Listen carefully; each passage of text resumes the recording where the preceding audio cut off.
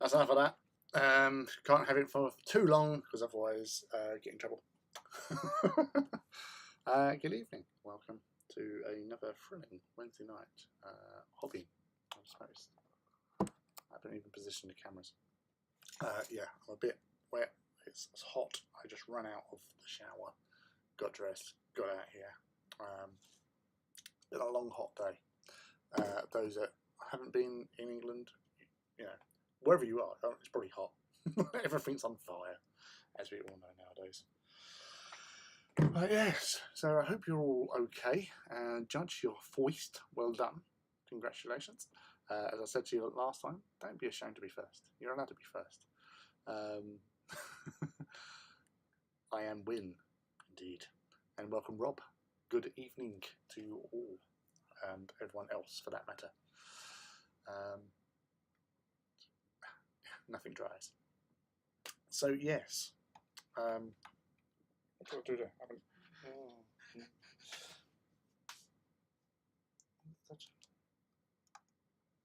What's not working? What's that?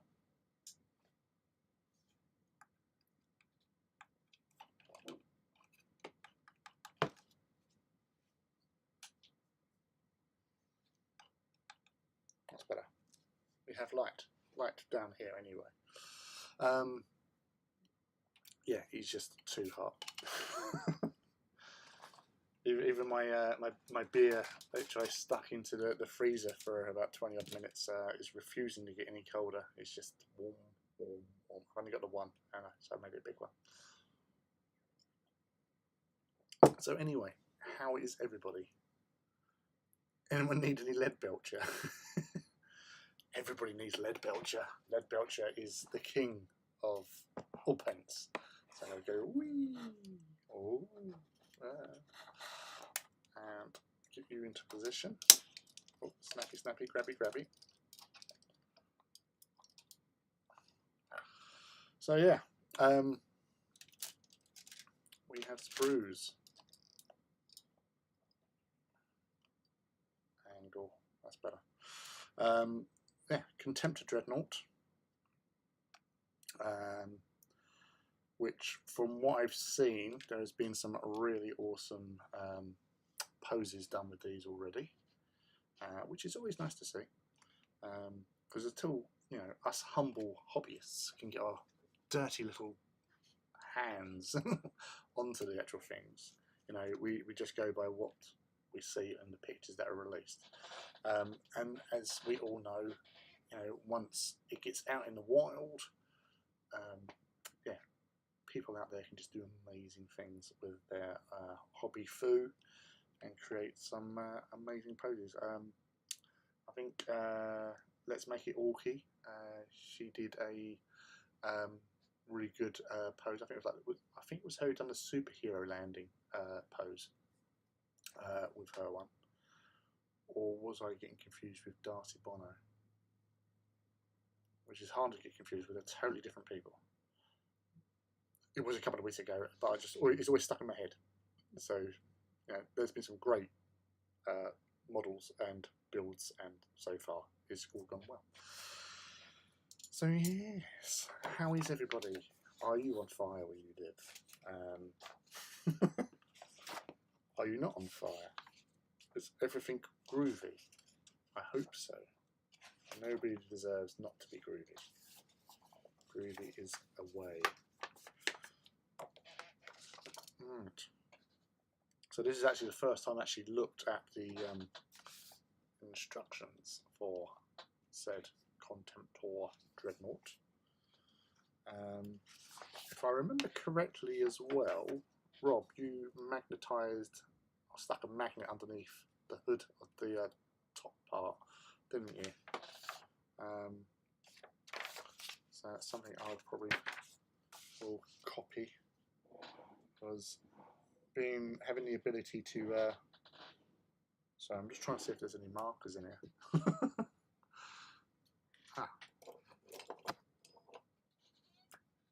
That might work. Yeah, that's good. he says, roughly. Wow, stinks. Washers has started on the Dire Wolf, building a Reaver with multiple options this weekend. Legion Madaxis for a change. That is a bit different, isn't it? Going to a black and red to the purple with black. Right, where to start? We need an A20. I'll put it to the side for now. I hope you're all having a good week so far, whatever you're doing.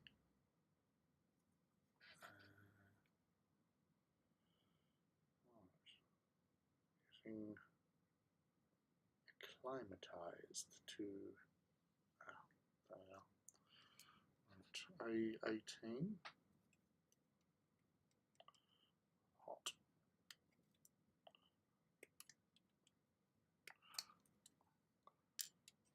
I'll probably we'll be speaking more about playing Age of Darkness a bit later, once somebody has turned up. 21.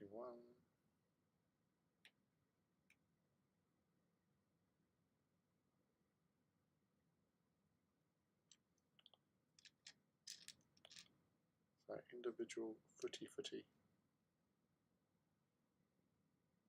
Ah, there it is.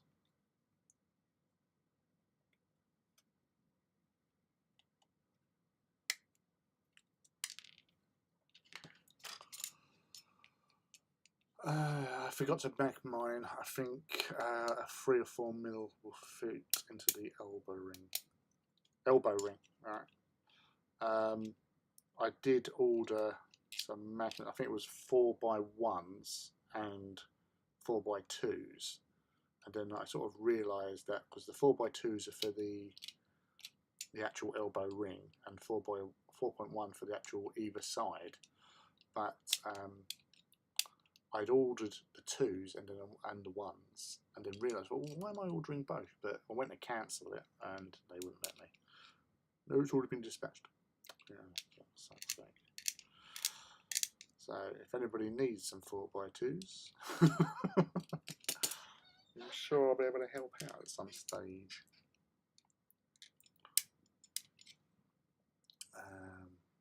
There are recesses in weapons and magnets as well. Yeah. So that's why I went for the thin ones, but it just seems silly buying loads of magnets. I know you use loads of magnets anyway, but having other stuff, you know, it just seems always having to buy like 50 magnets, and I'm not going to be using anywhere near that. It's not as if I can just start sticking them onto other things. But I suppose now I've got them, so that's the main thing. Right.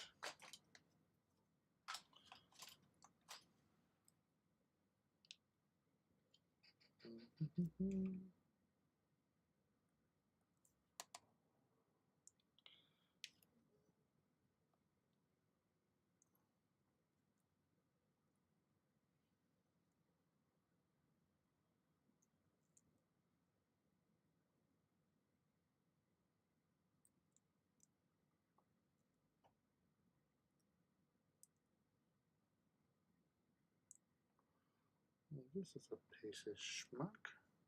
That's the wrong way round. It's the wrong way round, obviously. Twat. 19.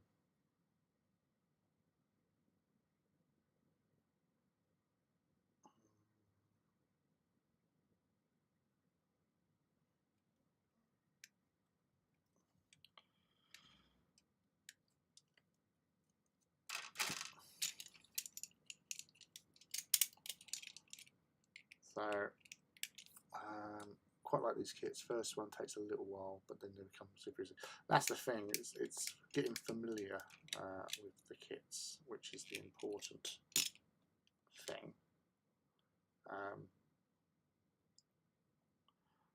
Kind of mullered this a little bit because I was putting it on the wrong way. Hey ho. Hey! Why, hello there, Mr. Leaky of the Cheese. How are you, my little lovely?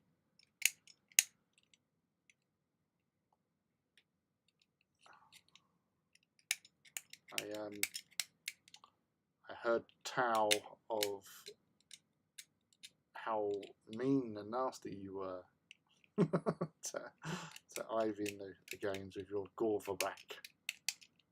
Or Galvaback, sorry. But as I said to you the other day, I just hope you all had fun, and that's the main thing with all this hobby and business. But you're all cool, buddy? How's things? Excellent. Fine forge. Yeah, it's like a foot in 4 pieces. Oh my god. I wasn't prepared for this amount of parts. It's almost getting to like Warhound level. So many toes. 1 foot. There you go.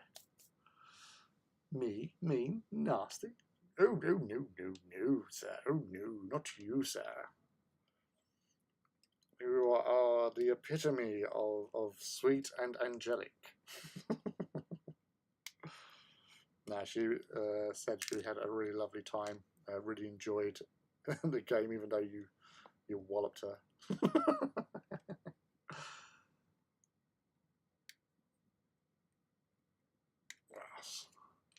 Yeah, she hopefully she should be on soon, because she's got the building rage. She wants to build stuff.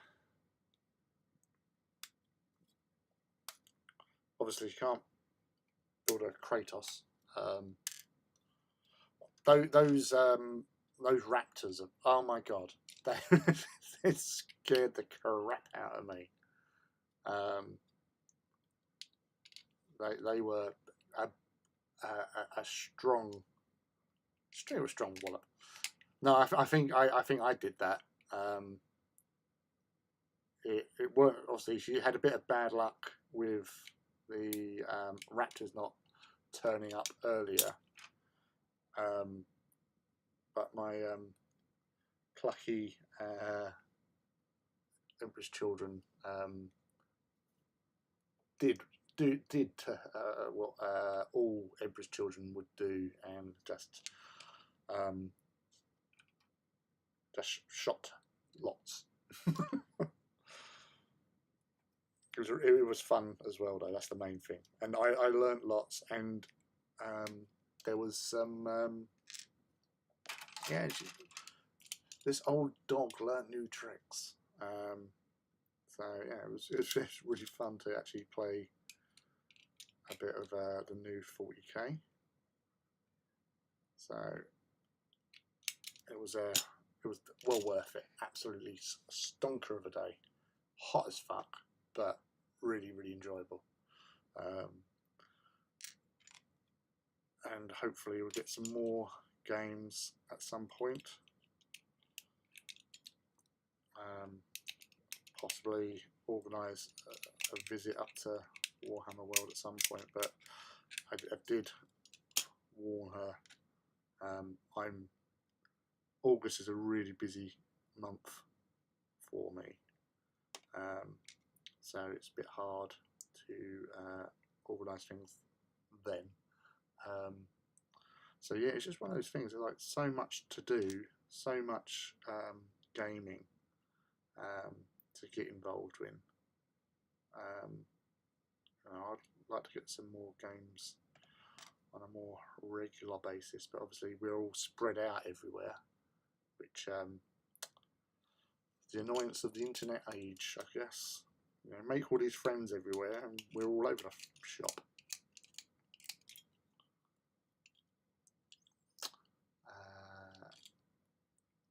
Wait till you get to the shoulders. Cheers.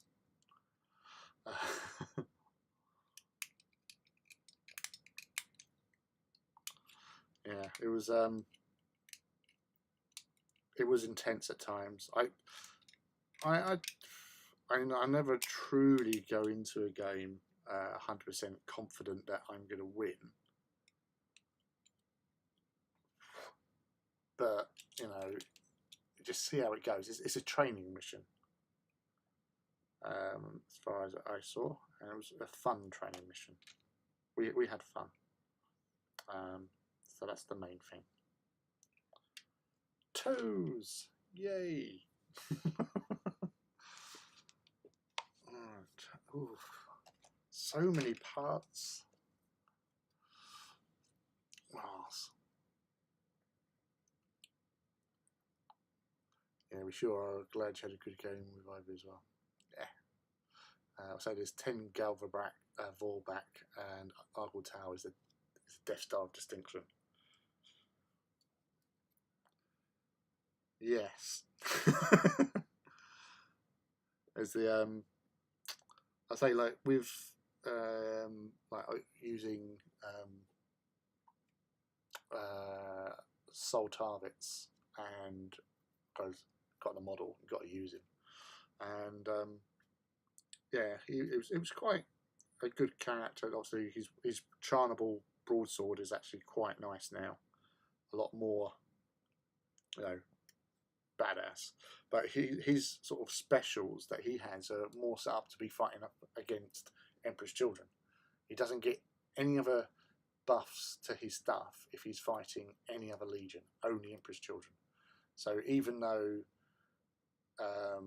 you know, on this event there was a choice of 4 legions to fight, obviously traitor versions of, he only gets buffs to Emperor's Children, which is a bit of an arse, really, especially when you're fighting other traitors. If it was just traitors, fine, but no. And obviously he doesn't go past. It's defend free. And his Warlord traits as well, although it was better than what he had previously, because what he had previously only benefited the army if they're within their deployment zone. So it's like, well, how often do you just stay in your deployment zone if you've got to go, you know, to objectives? You can't just stay within your 6 inches or 12 inches or whatever it is. So yeah, bit situational, very situational, to be fair. So yeah.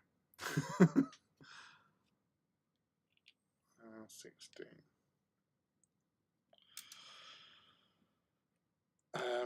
I haven't actually looked up on his thing again, because I'm not sure that if it states on his Warlord traits that, or character, that you have to have him as your Warlord if you choose him, because as a secondary character, you know, he's quite good, to be fair. You know, that charnable broadsword is a very nice little weapon. Plus, he obviously with that he gets buffed to initiative, so he can actually, you know, initiative 7 is not to be sniffed at. Though, yeah, it was it was funny being charged and I'm going first because they're on the initiative 5 in close combat.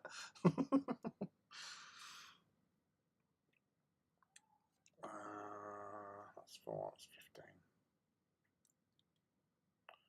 Oh, there are so many parts. Come back, Forge World, always forgiven.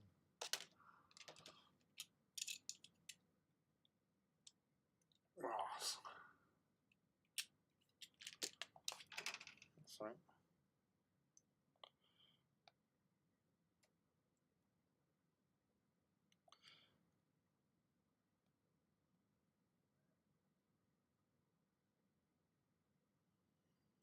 Beep beep beep beep. Sorry, just organising stuff. Really, I'm really not organised. This heat really does zonk me.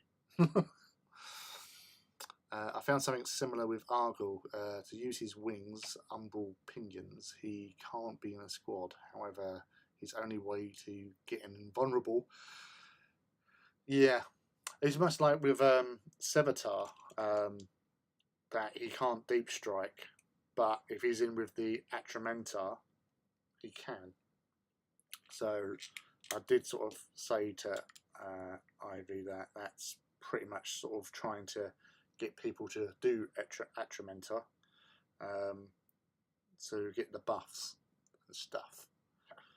So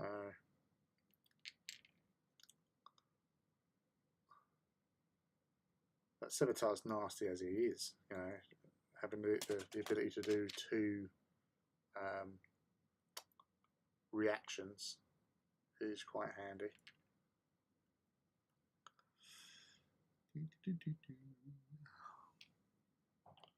Right, so I'm assuming if I did glue that together, I can just pop that over the top there, can't I? So I don't have to glue it in place yet.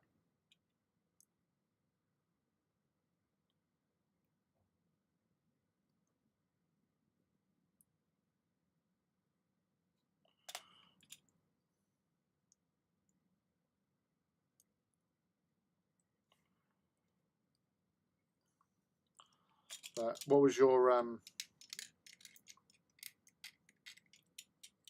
overall opinion with the reactions and stuff? Yeah, I did enjoy how they played out.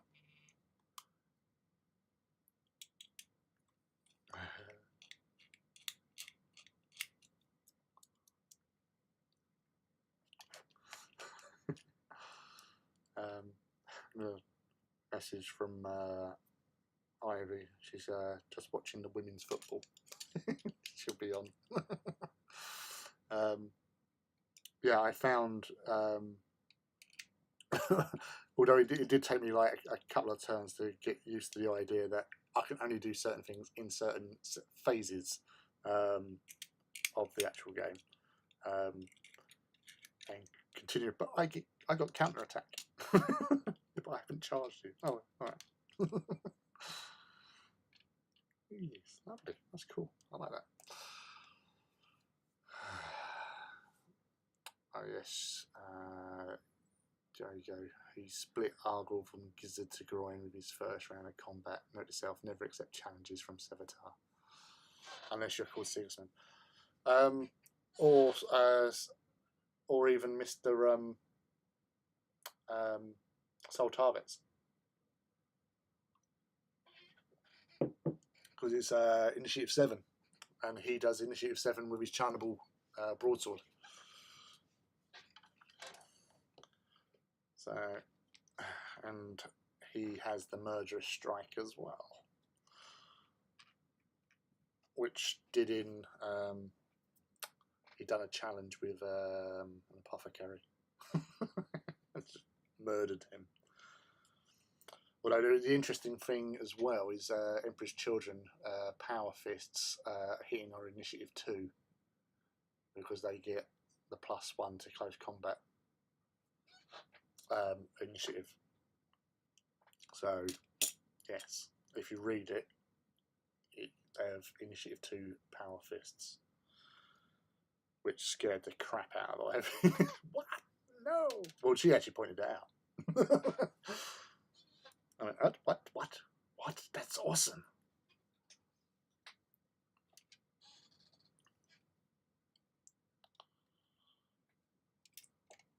Yes, I do like what's going with Age of Darkness.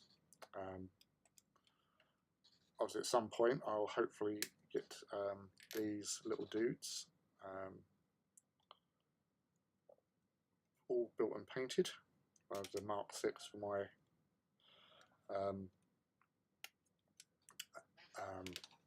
who can we do today?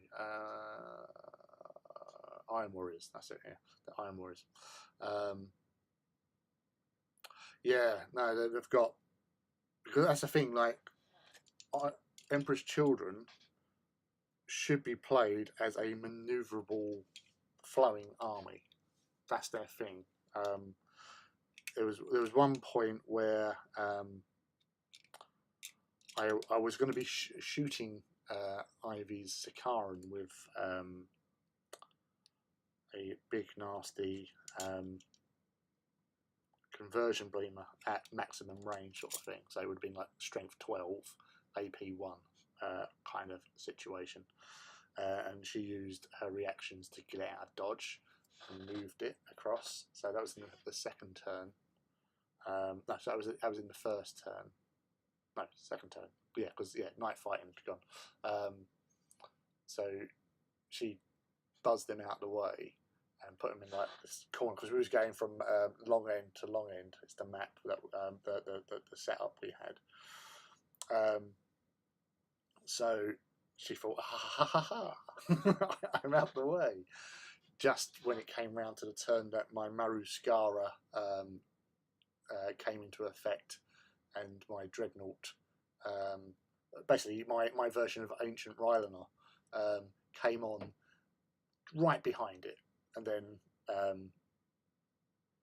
at that point she went meh. So it was in my turn. Sorry, he came on, and then she'd done a reaction to move away, and then because the Sevatar was on there, she used another reaction to sort of pivot a tank, sort of thing.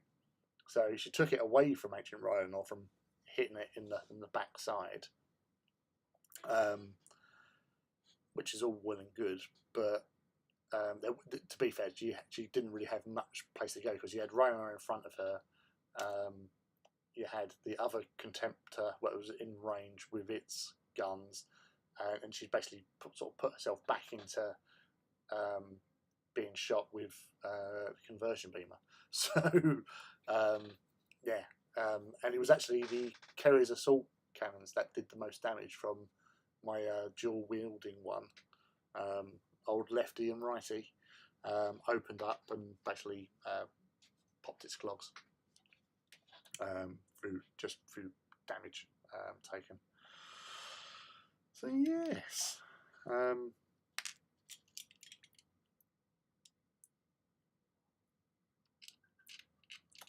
she did get the moral victory because she was obsessed. Well, I say obsessed. She just wanted to kill my little rhino transport that I had. That Soul had been driving in. So she managed to annihilate that with a squad of the spoilers. The spoiler squad came in, ruined it.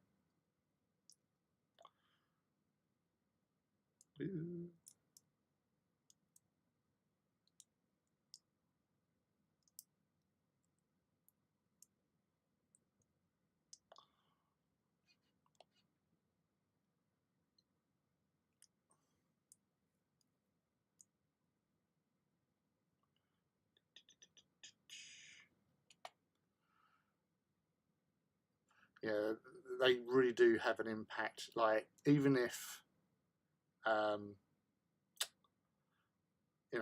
you've been trying to get that little setup that you want to get your little dudes to charge in and do this amazing sort of like alpha strike move, and then suddenly they evade you and all that. You go but it keeps the interest going, because then I was like saying, okay, right, they've moved there.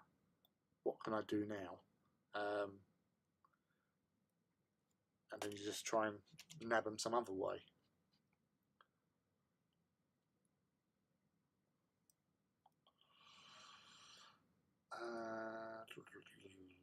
Praetors on 40mm bases. Oh, yeah. I don't think you can do that if you want. There's no real sort of rule that they have to be on 32s. Well, obviously, if they're a Terminator Praetor, then yeah, you'd be on a 40mm anyway. So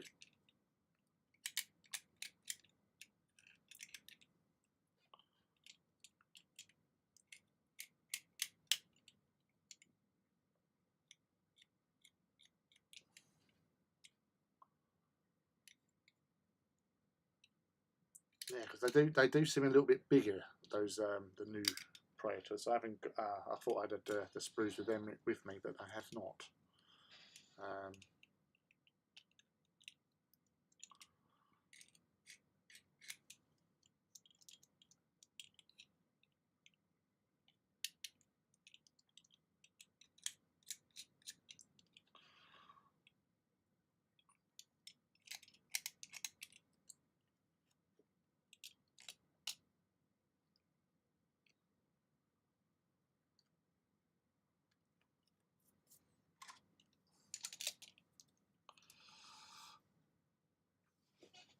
not tried it yet. I'm not sure. Building Exodus character and wondering if I should put him on 40mm.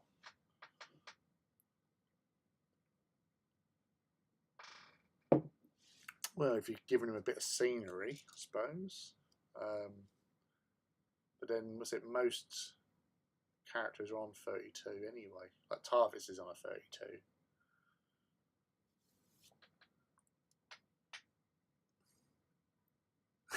yeah, 32 so he can get around, hide in all the holes. We all know like Praetors like to sneak and hide.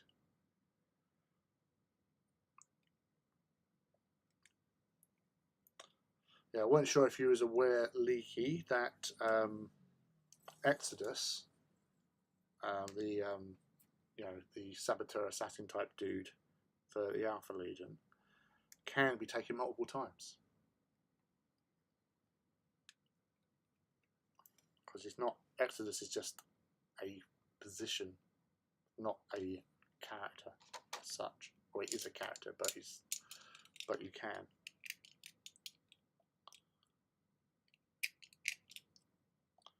But obviously you can't have them all because they can't lead the army, so you've got to have one leading dude.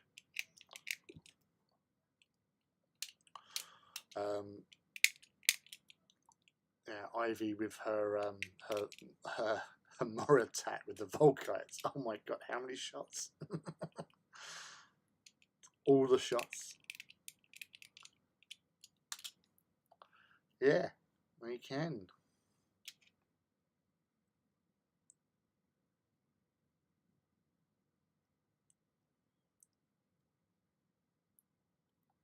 Yeah, it's not unique.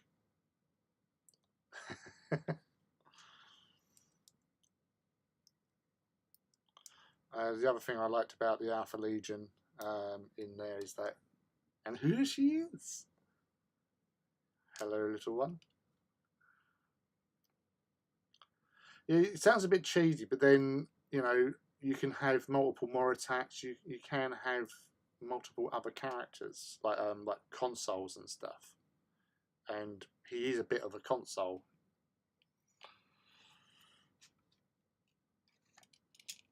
No, so I was watching the England ladies yesterday against Norway before leaving the kids. Not yesterday, Monday. Sorry.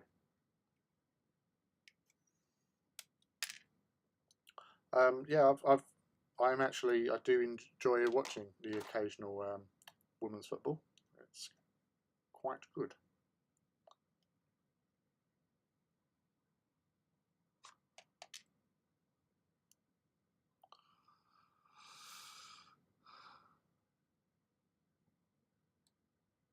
Oh, I did not know that. I did not know that.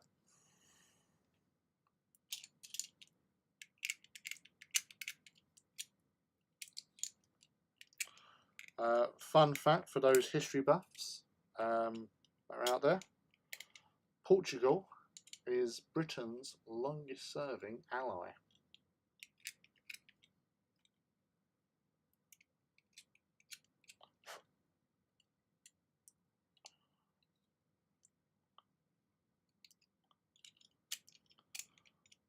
And in fact, they were, during World War II, they were basically going to come in with their ally, us.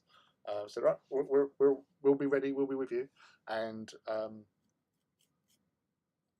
basically Churchill said, no, you steady on there, you keep neutral.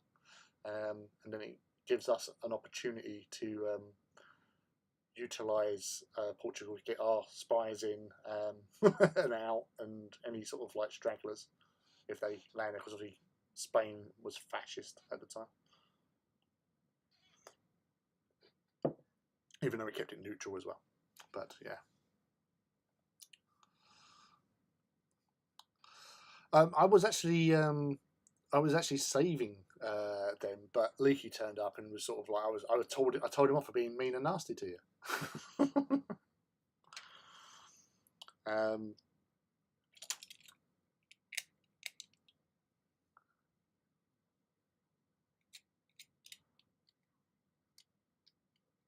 Was it whopped or walloped? I can't remember. It had a something like that.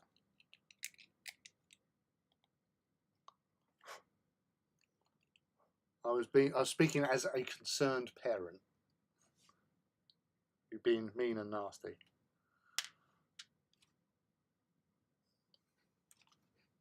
You big bully.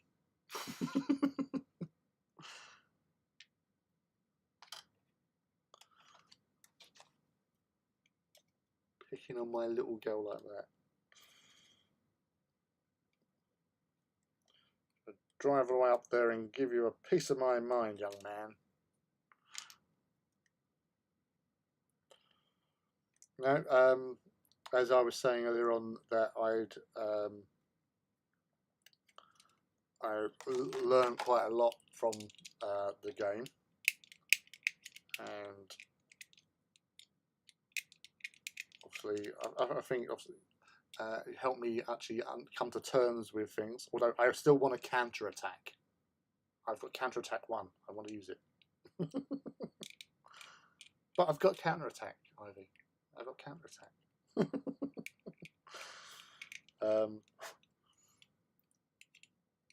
I just wanted my counter attack. Can I do my counter attack now?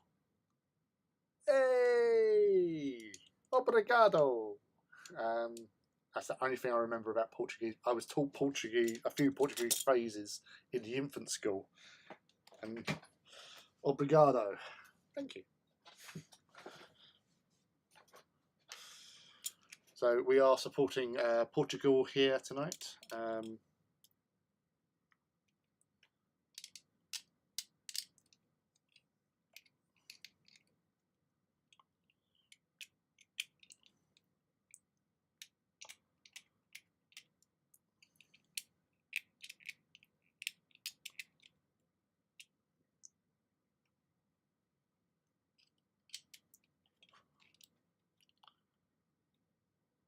Yeah, I didn't get to use my advanced reaction either. No.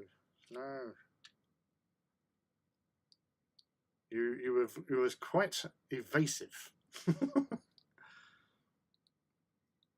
was really hard to pin down.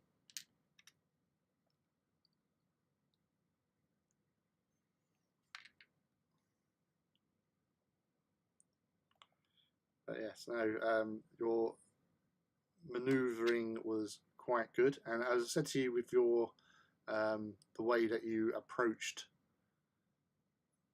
the army around the building was it's what I would have done in that situation. Oh, no worries, dude. Thanks for dropping in, and I hope your direwolf is looking awesome and stuff. And I'll see you on Saturday. Take it easy, and we'll see you then. Thanks for dropping in.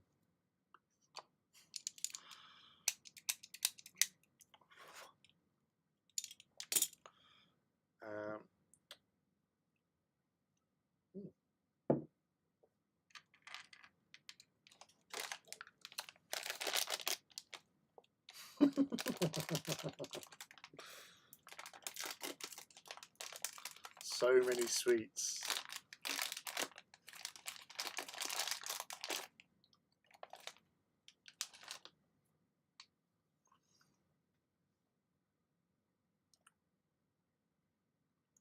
That's a bit worrying. For some reason I've got, but just if it does, hopefully it will sort itself out. Fingers crossed anyway. It seems to be back to normal now. Oh, sorry. Whether or not it was something to do with the fruit pastels, I do not know. It's a worrying thing now. If fruit pastels can actually affect your internet connection.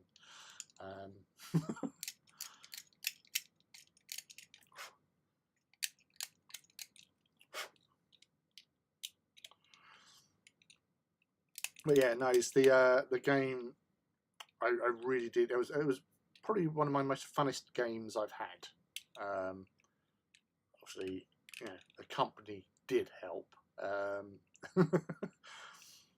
But yeah, no, it was an enjoyable enjoyable romp into the world of Age of Darkness Volume 2.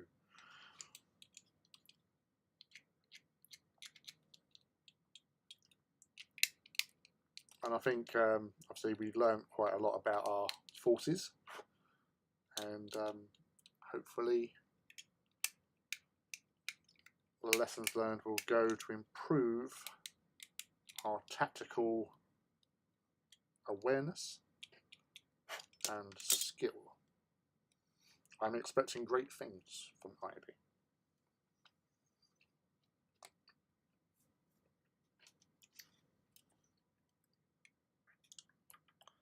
For she shall rise and destroy us all.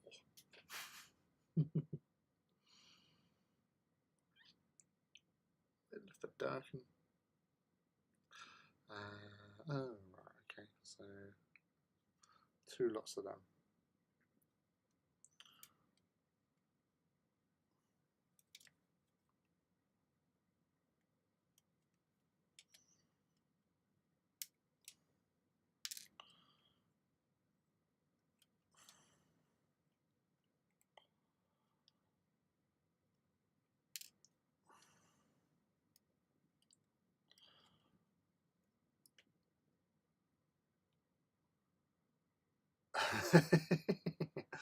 I'm the best opponent anyone can hope for because I'm good at knowing the rules, a very gracious loser, and absolutely terrible at the game. You are not terrible at the game.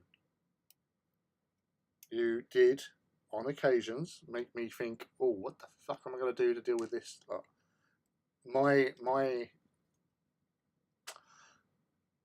I think I was, in some respects, let off it because your reinforcements didn't turn up until later, and that was that helped out. Plus, obviously, when you did turn up, you did have that little mishap and got repositioned. So it's you know, good luck, bad luck. You know, I think we had a bit of both, really. You know, like my shooting, although obviously there was a lot of shooting going on. You know, the amount of Fury of the Legions that you survived, it was really impressive. You did well.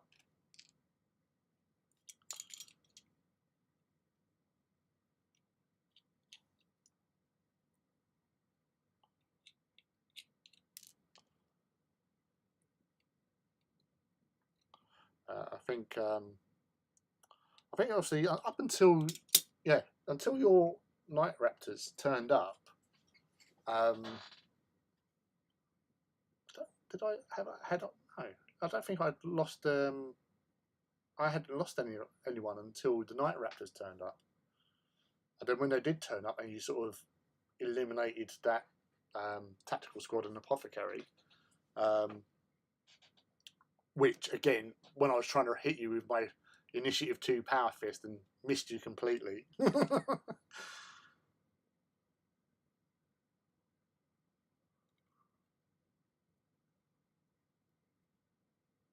It's the luck of the dice.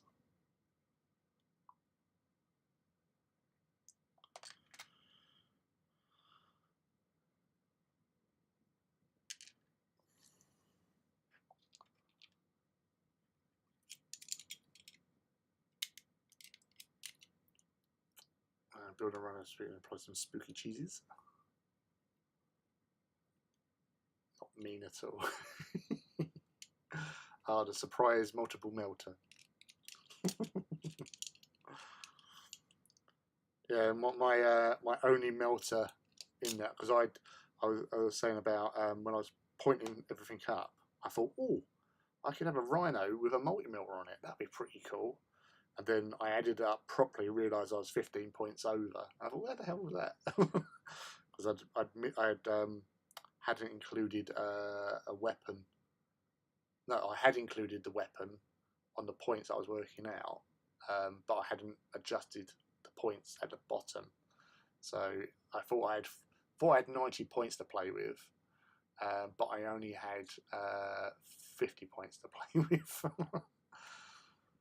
So I had to get rid of that, and I put a combi melter on there.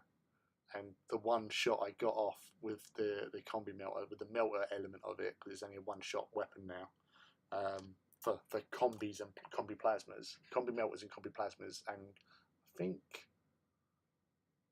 combi, I don't know if combi volkites were as well. Can't remember, but yeah, they're only one shot, because that's the whole magna and minor variations. But yeah, totally missed. You know, the one-shot wonder that always misses, I missed.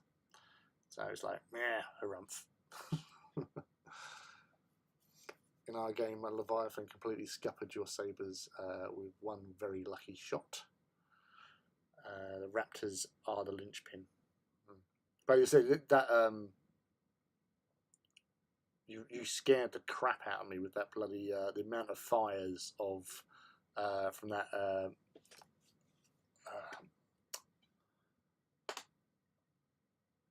oh bloody hell! I can't even think. I said it earlier on as well. The Pravian, not Pravian, Moritat. That's him. Those twin Volcos. Oh my god! And when I told you, it's like, oh yeah, it's Serpentas are 2 each. And you went, what? That's like 24 shots. What do you mean? What? What do you mean 20? You get 24 shots.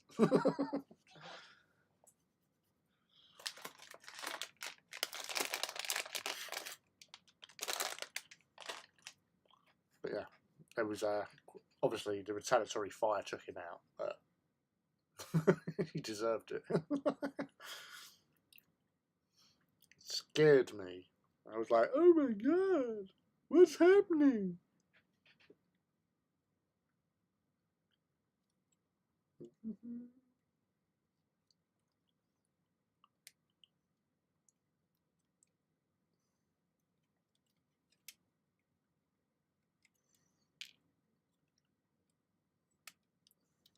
Truly terrifying moment. I'm sure I'll wake up in the middle of the night, sweat dripping.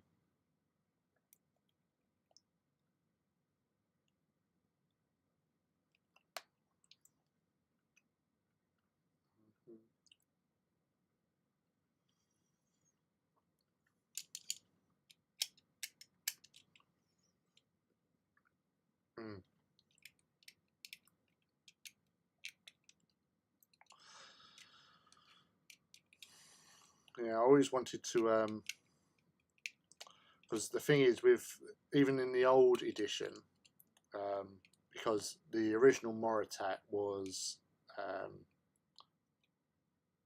bit OT, especially with plasmas, because he would just go around just annihilating like everything. And obviously they adjusted that, like with the ones and stuff. So they couldn't go with their chain fire and just go around eliminating so much more stuff. But there was one Moritat that you could still equip with dual plasma, and that was the Raven Guard Moritat. Because it only works in certain circumstances. You'd have to be doing Raven Guard utilising the old Decapitation Strike, because they get re-rolls of ones against independent characters. So you use your Moritat to kill a Primarch, basically. So you obviously, if Primarch had bodyguards, then yeah, you send in some destroyers against them maybe, but otherwise you send in the Moritat. Because with chainfire, re-rolling ones against independent characters, you just go pew pew pew. I'll re-roll that, thank you. Pew pew pew pew. I'll re-roll that, thank you. Pew pew pew pew pew. And just put so many bloody wounds into it, which will be on his invulnerable saves. So, which is normally 4+, I think, was the most of them. I think there was like a couple that was a 3+. Wasn't like Perturabo and 3+ and Mortarion.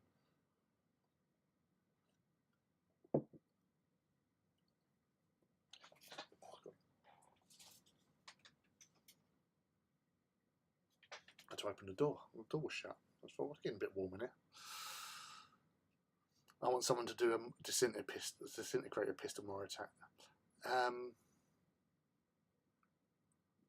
So I haven't looked into more attack builds.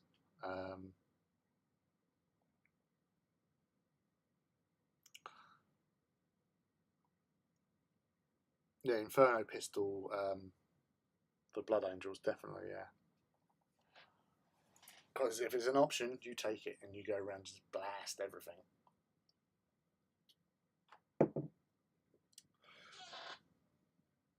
Ferris was 3+. Yeah, because not all of them had 3+. I think most of them were 4+ for the most part.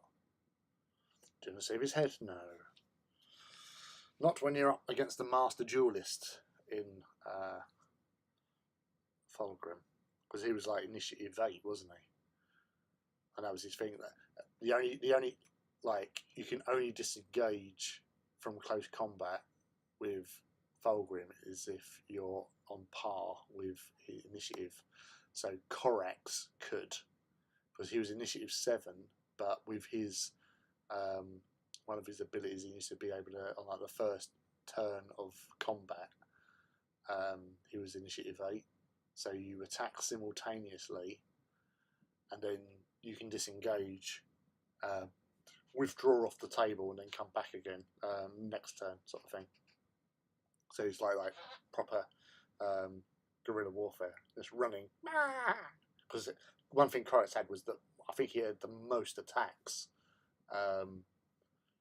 or he could have the most attacks. He could like have another 3 attacks. So his base was, I think, 6 attacks normal. So 7 on the charge, and then you could have an additional 3, depending on that. He had 3 options. So like you can either go for a higher strength thing, or somebody could not hit him. They could only hit him on a 6, and then the other one was to do more attacks. So that was quite handy. But then, if you were like when I killed Fulgrim, I was using Corax. I was telling Ivy because Corax attacks, close combat weapons do blind as well, and I blinded Fulgrim, so he was weapon skill 1, ballistic skill 1, initiative 1, and then he got pummeled by some Castellax and Corax. And in celebration of defeating Fulgrim, Corax then consolidated into a Spartan and then killed that as well.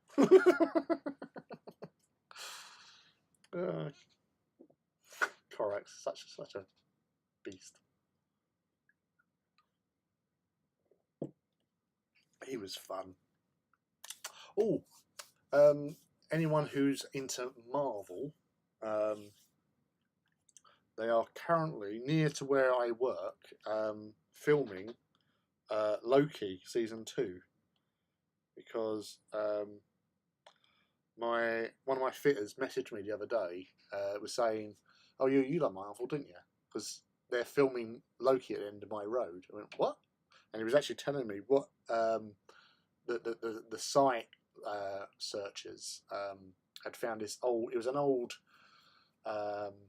Indian restaurant, and it's been closed down for like 7-8 years or something like that. And they're currently turning it into a McDonald's. So he sent me this picture earlier on of, you can just see above where the M is, you can see the Raj Villa, as it was known, the American cars that they've slipped in and around, and Hiddleston and Owen Wilson, Owen Wilson were on site there on Monday, doing some looks at rounds on bits and pieces. But yeah, so they've got some American cars there. And they've been doing up the site. So obviously doing low shots, so you just get the arches. So that's a bit different.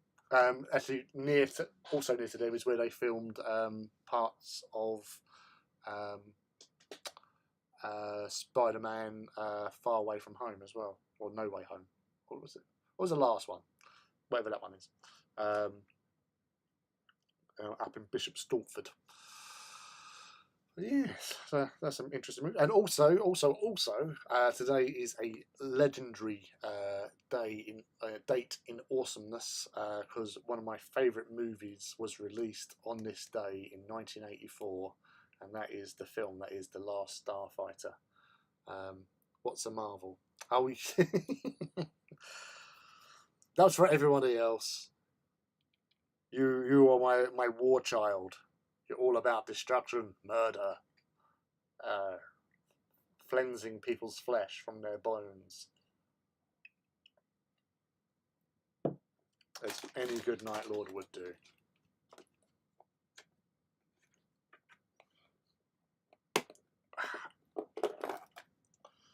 Cracking open the plastics.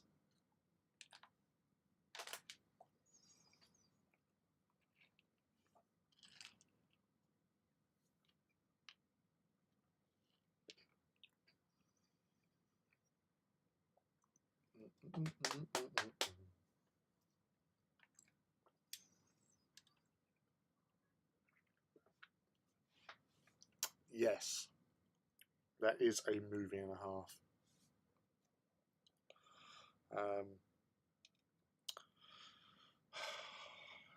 One of the bestiest movies ever for a young chap like me to fall in love with.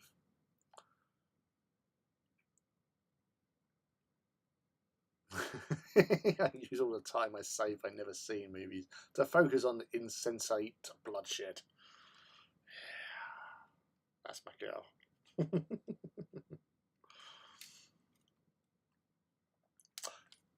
Oh, bugger.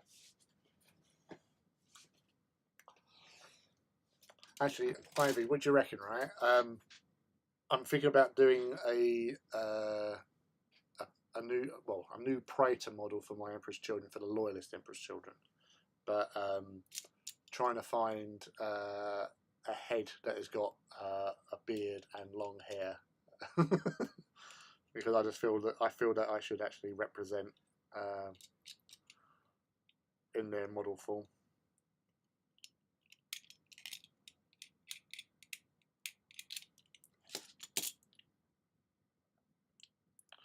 Is that a wise idea or nay?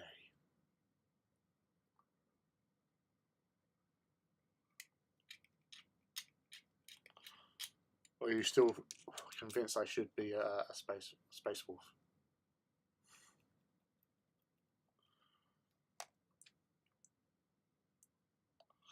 Yeah, because that was something I was going to sort of mention when you said that. The beardiest heads are the new Praetors from the. Oh yeah.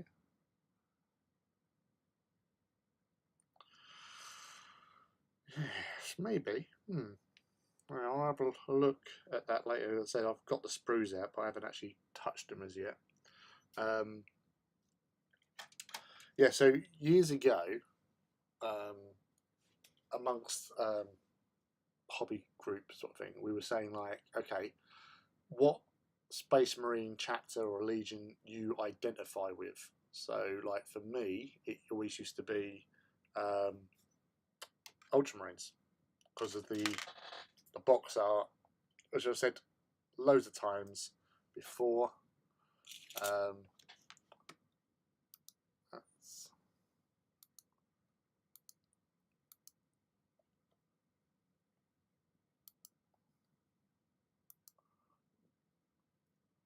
So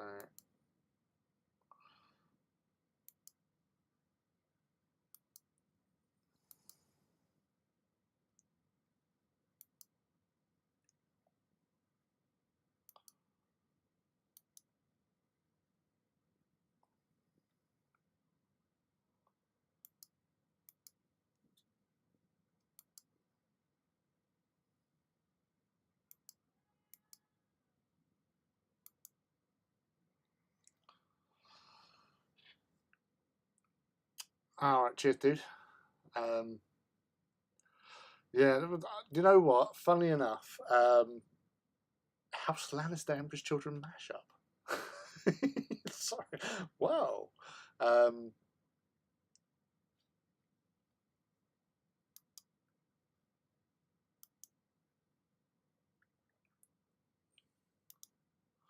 So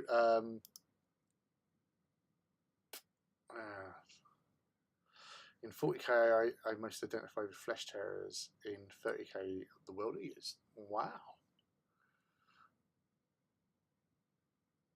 I was going to build you as an Alpha Legion librarian. What, me? Oh, dude, that's awesome.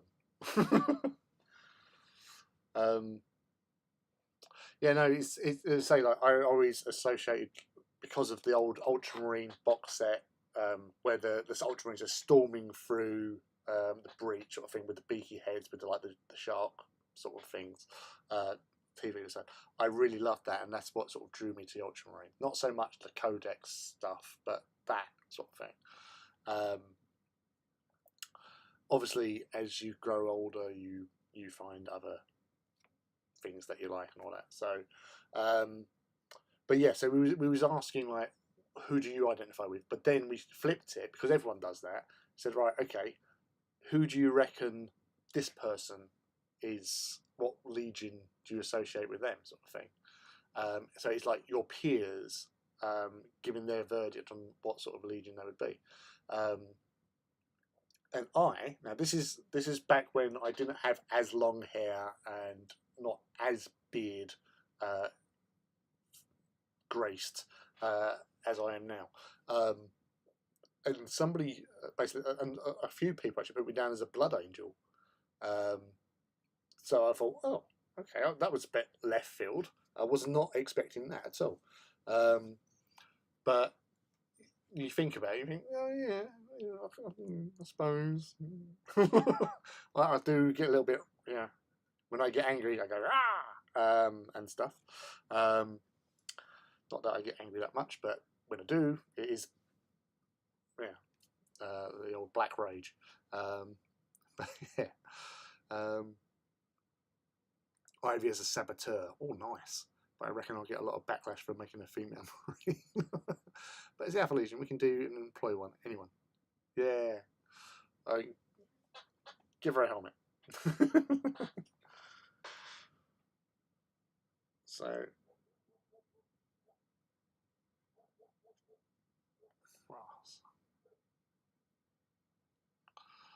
Do Ivy as Legio 12, Master of the Pits. I used to be quite dashing in my younger butcher days. I was a better Space Marine material back then. Oh, bless you.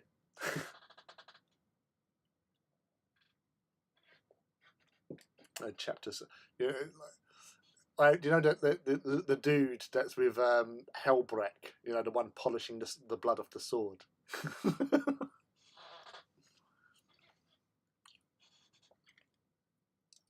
Yeah, for some reason, Ivy thinks she's an old hack. She isn't.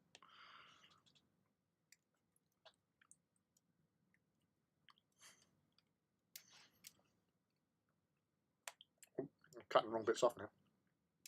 Getting ahead of myself. Distracted.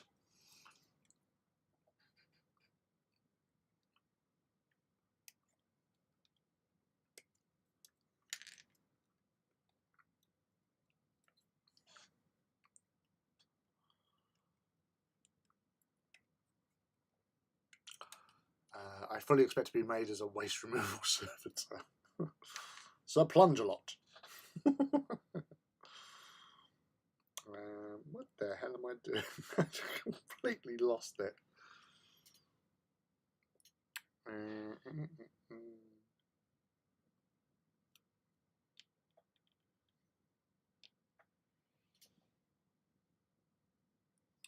that goes elsewhere.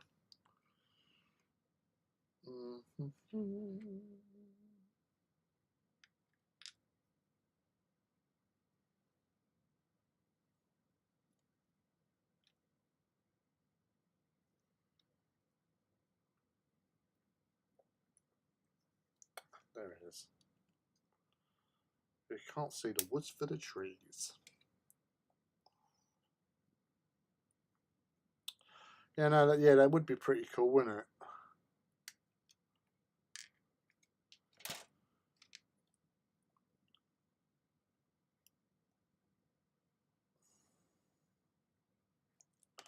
Like they did in Legion.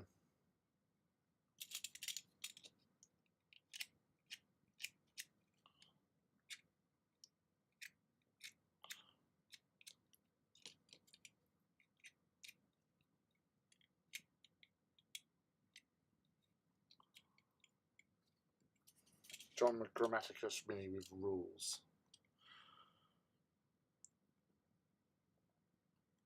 Yeah, but John Grammaticus wasn't theirs.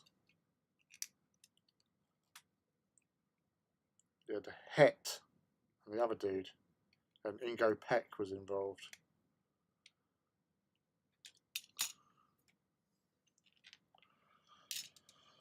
Whew, I'll tell you what, like since yesterday as well, I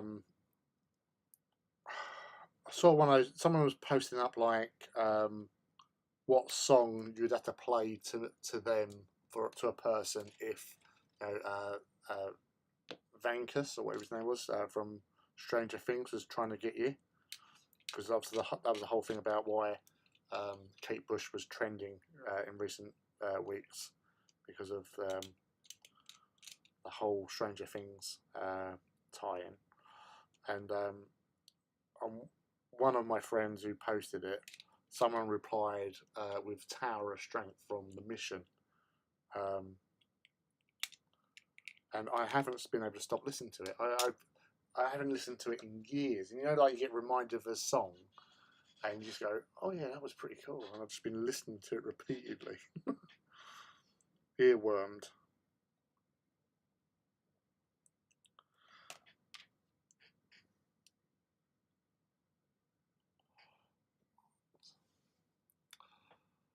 Hurtado Bronzy. That's it. That's it. That's the dude. Just have a random Hydra tattoo somewhere. They have some really cool operatives. I can't remember. There was a short story where basically Alfarius goes and visits somebody. She goes, "Yeah, want you as an operative."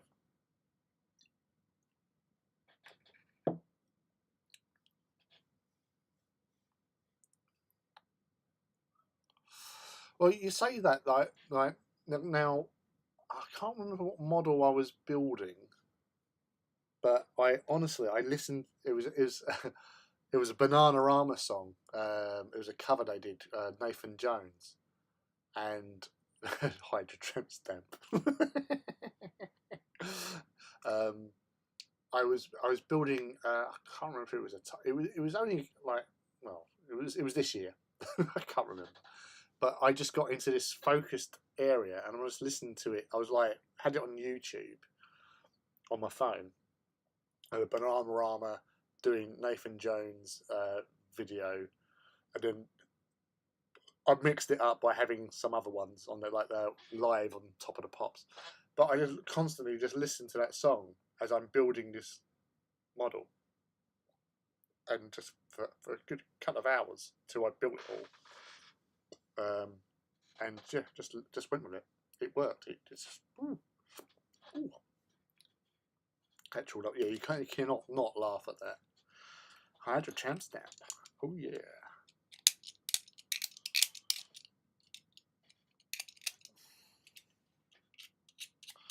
Tramp that stamp. Nathan Jones, he been gone too long. And now I've just gone on to Trumpton for some reason. That was either the engine. Or was it? Oh, I don't know. No, that's a magical thing from some kids program. I can't bloody remember. Home, home, home, home, home.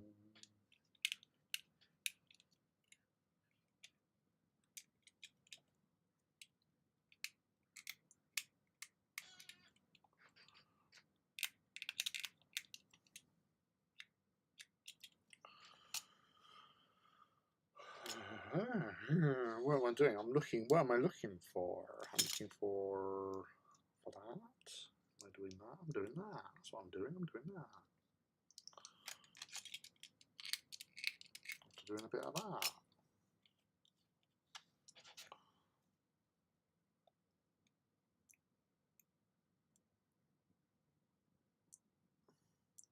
How's your rhino going, Ivy? Are we good? I was telling about your moral victory kill, taking out that the rhino. It's like it became obsession. It must die. She did. She absolutely slaughtered it. So like 35 attacks or something. It was something stupid amount of attacks. It had no way of surviving.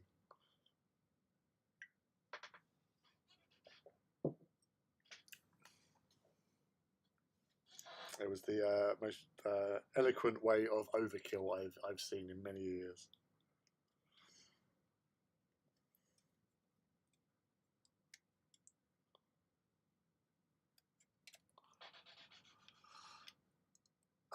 Going well. I'm going to have 2 terror troopers hanging out the rhino's top hatch and side doors.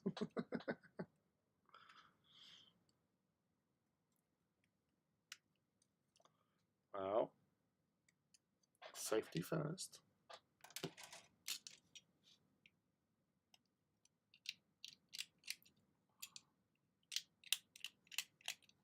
That's all that's important.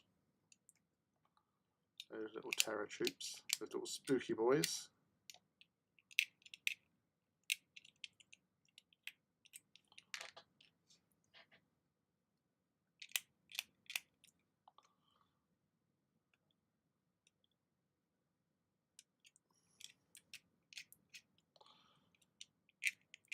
And as I say, the other thing was getting to see our Alpha Legions together as well, which was quite nice.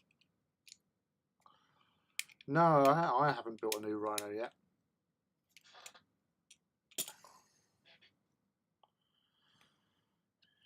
Not got round to them as of yet.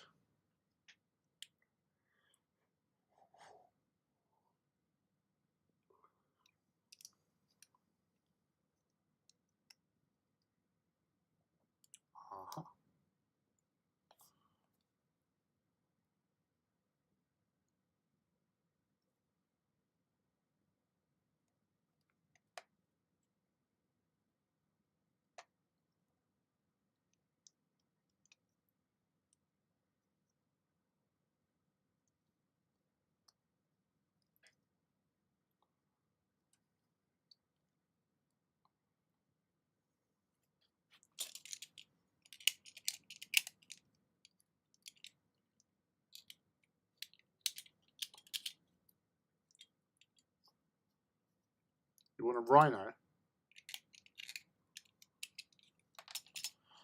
Well, I would have thought you already had like a stockpile, a whole garage full of rhinos ready and waiting for the loving attentions of Poop Servitor Leaky 561.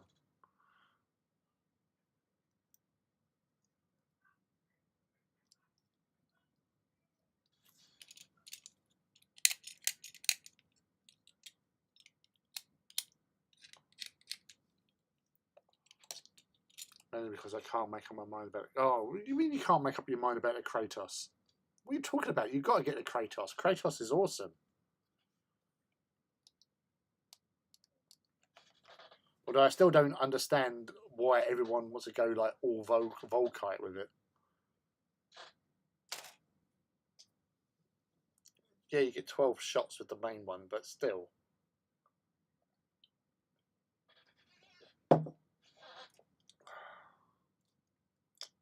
Give me that Kratos cannon every day. That thing can destroy. Beep, beep, beep, beep. Do, do, do, do, do, do, do.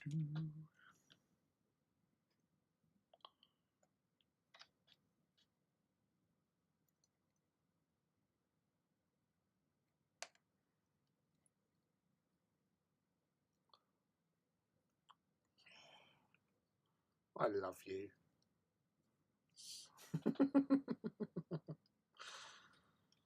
That's my good girl.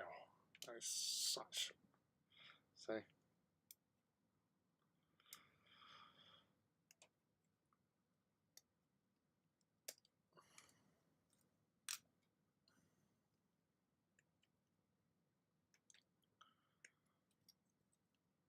Battle cannon all the time. 3 various shots. It's a no-brainer. But the Volkite pin, yeah, but you have Volkites on the side. Main gun doesn't need it. Main gun, you want to obliterate your enemies. Give them some like AP for a tank, or the other thing you got to spend the extra 10 points for. But that's the thing I like. That it comes with 2 shell types as standard, and then you can buy the 3rd.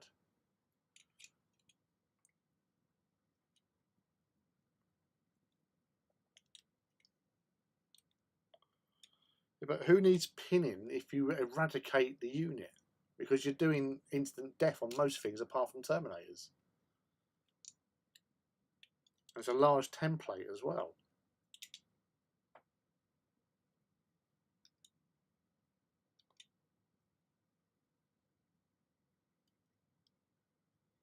You got your tank penetrator. So unfortunately I haven't got my books with me, but I know like the tank, they're all strength 8, apart from the flashburn ones, which is like strength 10 with gets hot. But you've got your AP one, which is like AP 1 or AP 2, strength 8, I think. Otherwise it's AP 3 normal and strength 8, so you're double the toughness, so instant death. I see you're not a fan of the tune, Mr. Forge. I didn't say that. I didn't say that. Because my first Kratos has Volkites on the side. Because you get a lot of shots from the Culverines. And you get the bonus shots. You know, it makes sense. And infantry. Then I've got on the 2 pintle mount, or not pintle mounts, the 2 little turrets, I've got autocannons. Because again, you still got 4 shots out of them, but your higher strength for, you know, dealing heavier hits, sort of thing. AP4, but with rending on 6+, which is handy dandy. And then the main battle gun, because it's a no-brainer.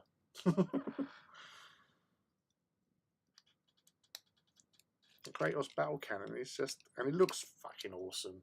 Come on. HE shells do have pin. I'll shut up now and return to my waste removal tunes.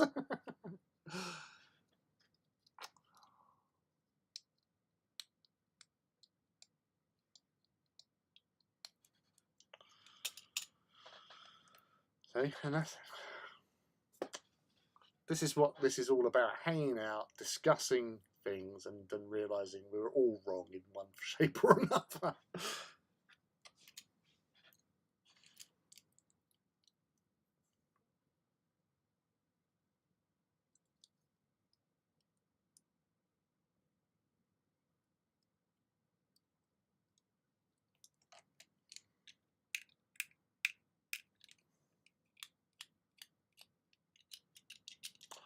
Yeah, well, actually, something I was saying earlier on, Ivy, was like with Soul Targets is a good character model to have, but if there was an option that you can take him without him being the actual warlord, because that warlord trait, like how often would we going, oh, wait a sec, no, that doesn't account. I'm not outnumbered. I'm not in combat. I can't do it. And so you can't actually utilise it. And then his other little thing where he gets, you know, bonuses to strength and weapon skill and stuff like that. But it only counts if he's fighting Emperor's children. So again, he's a sort of situational. As awesome as a character he is very situational.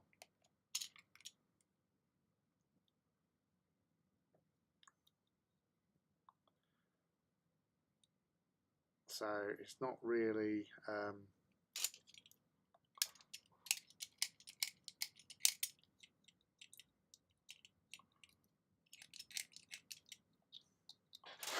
so as a second option as someone in the army with a nasty weapon. Yeah, it's good.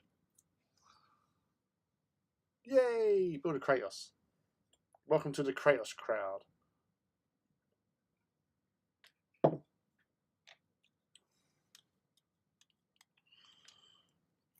Boom, boom. Oh, head.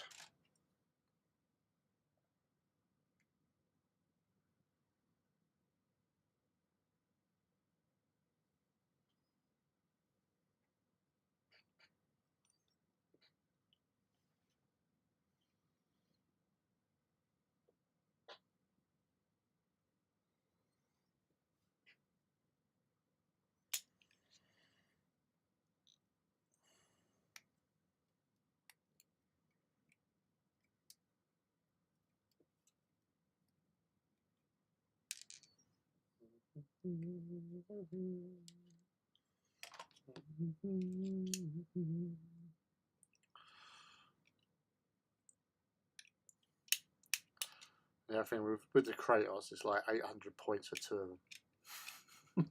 With all the gubbins that you want for it. Or thereabouts. And 1 heavy support choice. 800 points.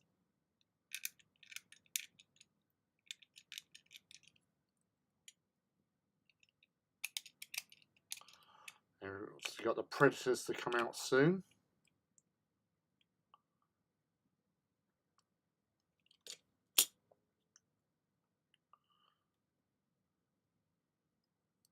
Classic Sicarans at some point, no doubt. Then all the Mechanica starts up.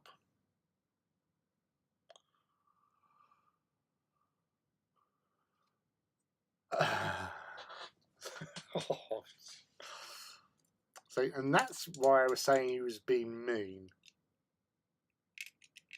Have you actually heard back anything on that, Ivy? Have they been in contact over the 2 left sprues?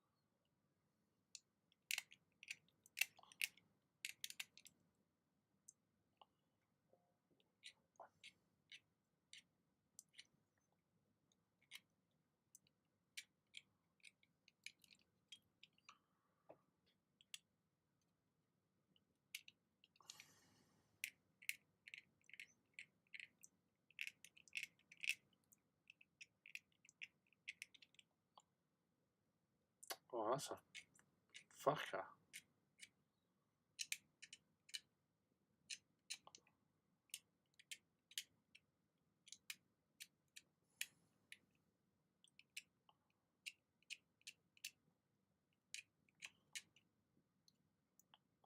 Pretty tossy.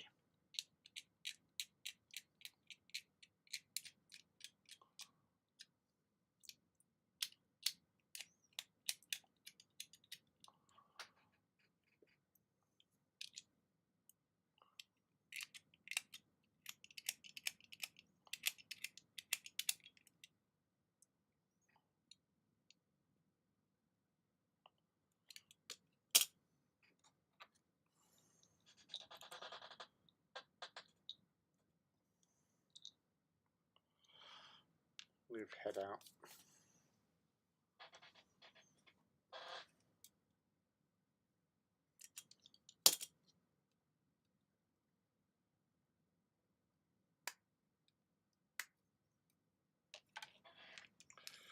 Different Jones, you've been gone too long.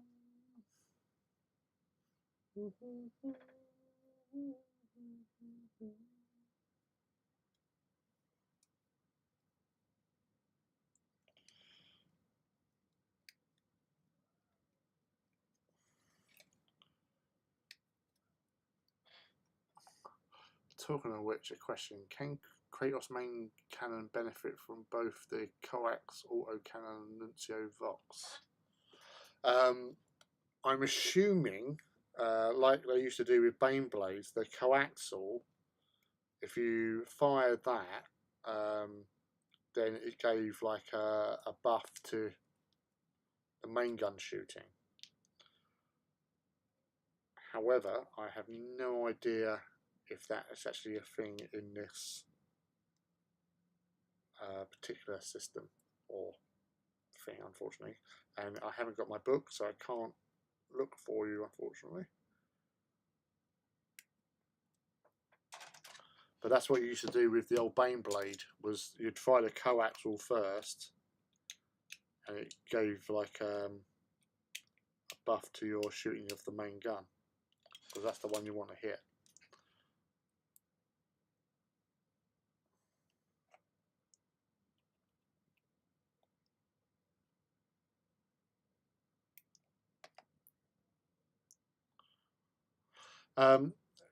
The coaxial autocannon is the one that's next to the main cannon turret on the Kratos. So it operates as a normal autocannon, but it's whether or not it does the same thing as I said the old Baneblade used to do, because it's a coaxial one. So it's like a targeting gun. You shoot with that, and then you'd get a bonus to your actual shooting. I haven't seen anything. Yeah, so yeah, basically that's the buff.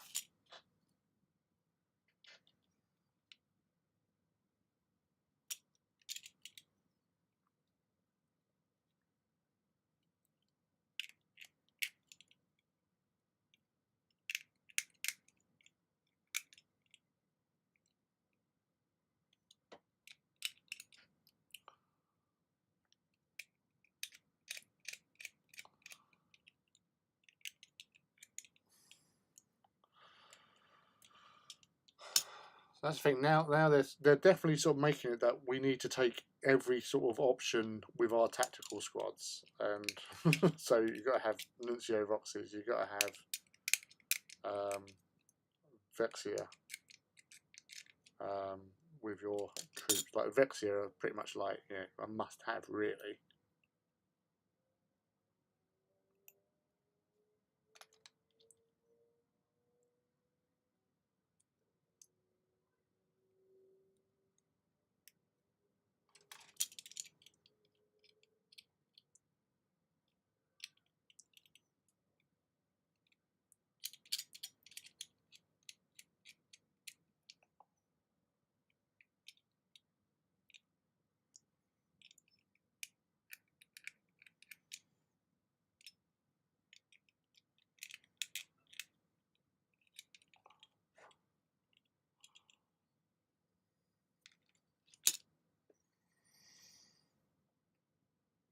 I don't know what reroll misses means on a blast weapon. I'm thinking nothing because there's no hit roll.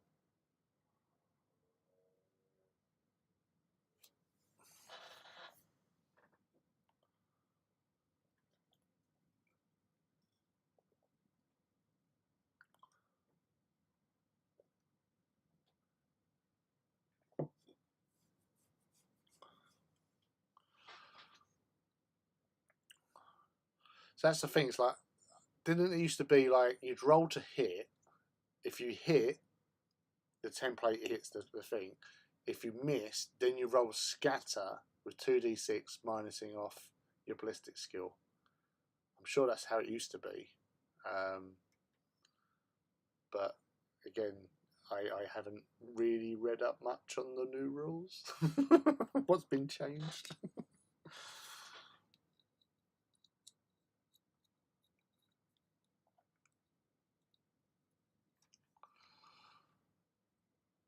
So the corax, the coaxial autocannon, you roll to hit, and if you score at least one hit, you get a reroll misses on the main gun.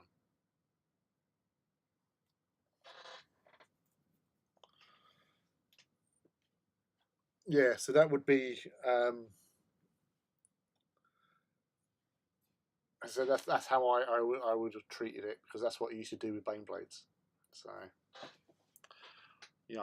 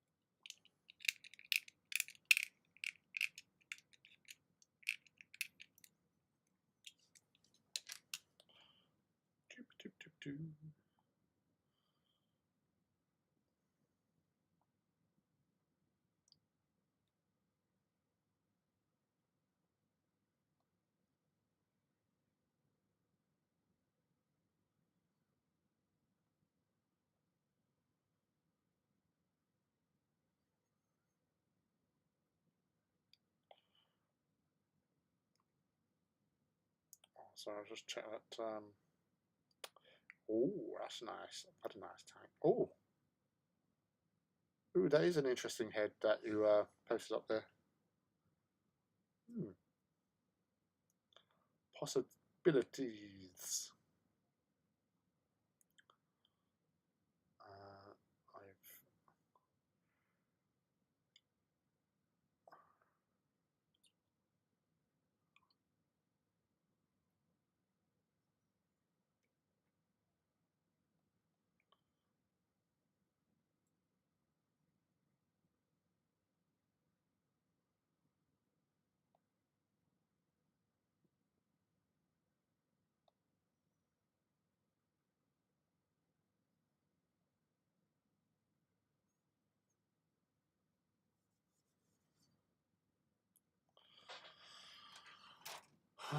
I've sorry. What are we doing?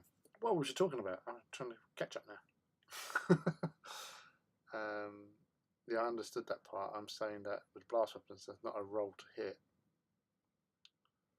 so there'd be nothing to re-roll since you figure out how many hits from the scatter. I wonder where the rules for coaxial weapons are. I can't see them in the Kratos entry. Ah, it's from the Chaos Marauder kit. Alright, cool. It's actually a really cool head. I'll look into those. New sweets.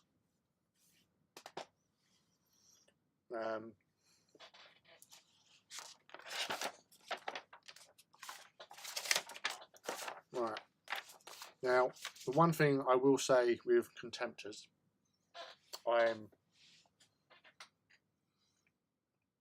with doing,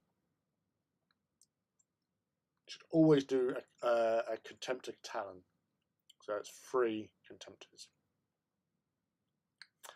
And I'm of the opinion, as my personal opinion, how I would like to set them out, and it seems to have worked. I think Ivy can attest to it working. You have one all weapons, all shooty, like fire support, and then you have 2. You mix it up with having a power fist or chain fist or whatever. Obviously you get hand weapon. You can always put in like plasma blast gun, melter gun, grav gun, flamer, and a shooty, because those fists are something else. A dreadnought in close combat with AP2 and doing brutal So that's 3 wounds per hit. Yeah, that is just like, you know, that's taking out that's taking out some lesser characters, or actually like squad leaders or whatever. You know, it is fundamentally a must having at least one. I with my Thousand Sons, I got into my head what would be a really great idea to do is create what I called the Iron Man class Contemptor Dreadnought, in which you had 2 close combat weapons, 2 power fists, but in hands were both plasma blast guns. Because I'm thinking, oh, that's 4 shots. You know, that's 4 shots with a plasma. That's lethal. That's gonna, you know, kill Terminators or take some wounds off of somebody, and then you punch the crap out of them, something. And the first time I used it, I basically just threw a couple of ones. I had 1 wound left, 1 hit point left. Sorry, on it after my first turn of shooting. So it seemed like a great idea at the time, but that's the risk you run with plasma. God bless it.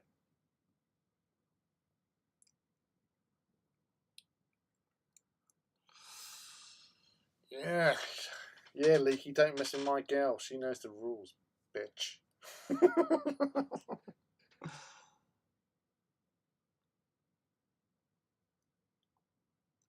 Mm.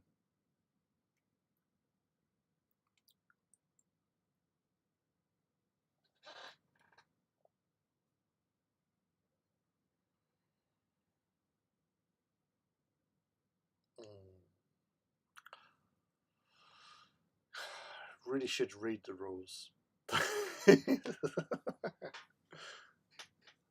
That's why I love playing against Ivy, because she knew shit and she told me stuff that I didn't even know I had, which is beautiful.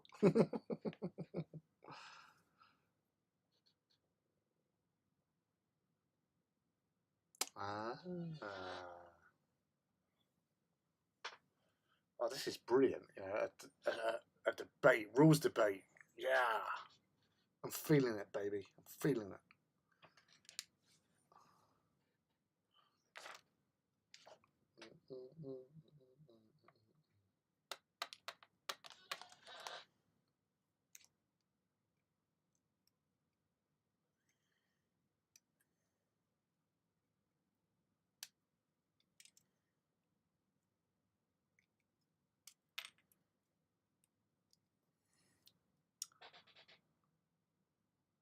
I'm still making you a librarian. Thank you.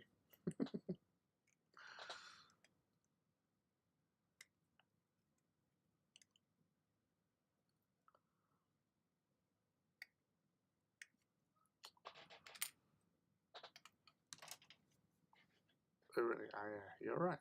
Really, I'm now promoting myself as a waste removal to burger servitor. Burger servitor. Ooh. That's really cool that they specifically call that eventuality out. Fancy a burger? Pooh Smith no longer. Hope your hands are clean.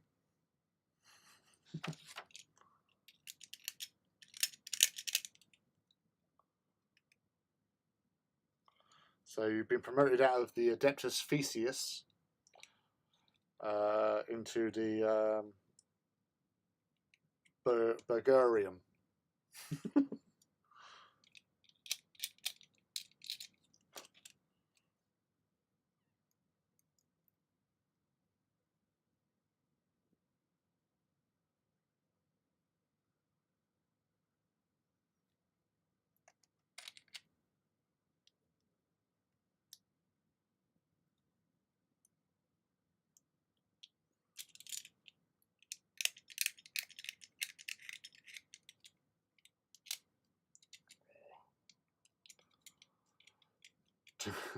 Gentrified servitor.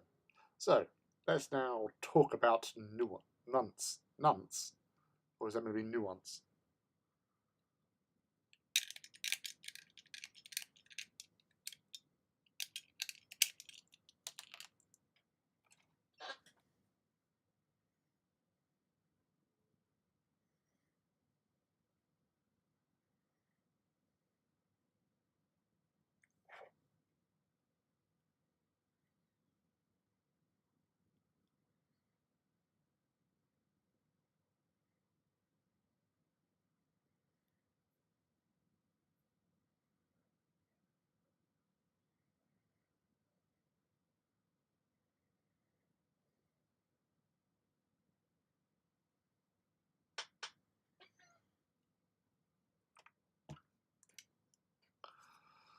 Vox nunts.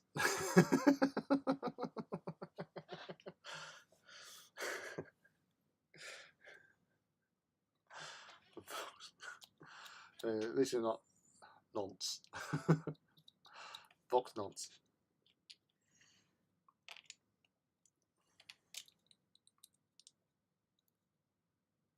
They're just lovely. They just fits in there so well. God damn you. So it seems Nuncio Vox rerolls to scatter, not to hit. Does that mean you can do both? Well, you can't reroll a reroll. Is what they've always chimed in with in the past. But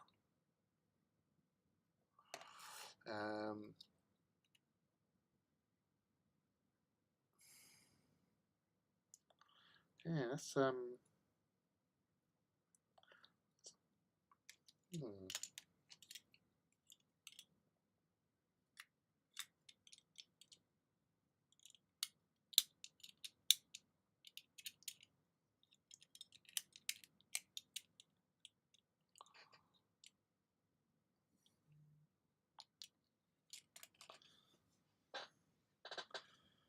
yeah, that's a bit of a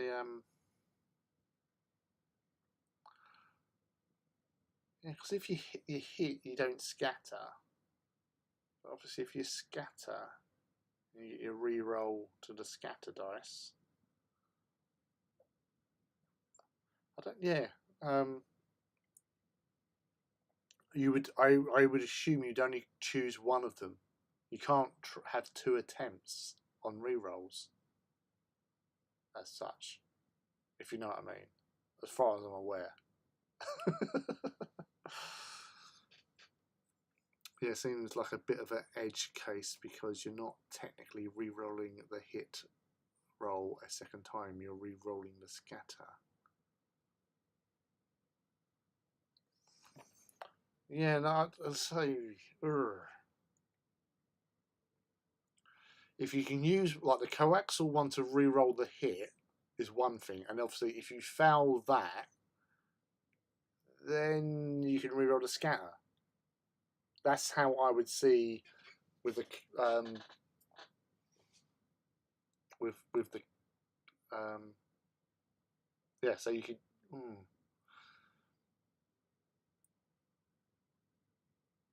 Yeah, because obviously, yeah. So if you roll to hit, you miss. You use one to try and re-roll the hit. If it misses again, and you go to the scattering, you roll your scatter and you get 12. You can then re-roll it with the other thing because it's a separate part. It's not two hit. It's the scatter side of things. So I think you can do it that way.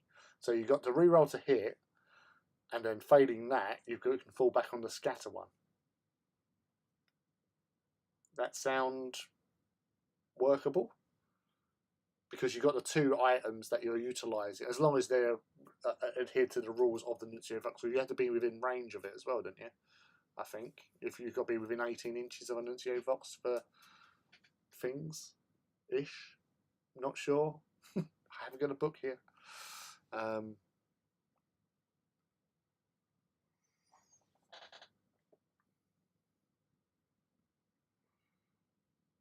But if the autocannon gets knocked out, then you have a backup for re-rolls if you have a Nuncio and an LOS. Well, yeah. So if that covers both eventualities with the Nuncio Vox, then yeah.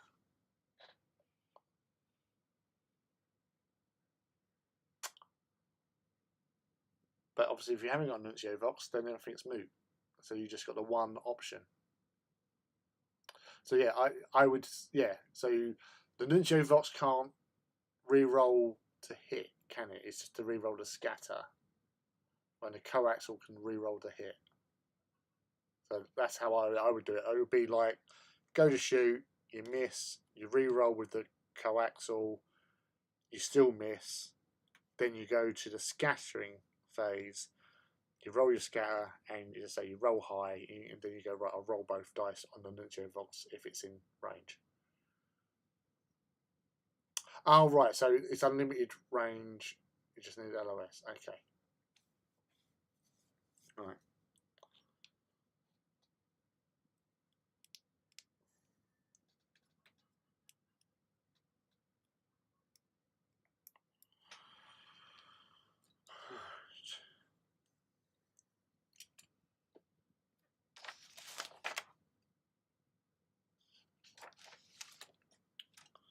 This little faceplate done. So it's nice having you both here, because, well, it's always nice having you both here, but it's nice having you both here and armed with books, because obviously it is still a learning process for us all.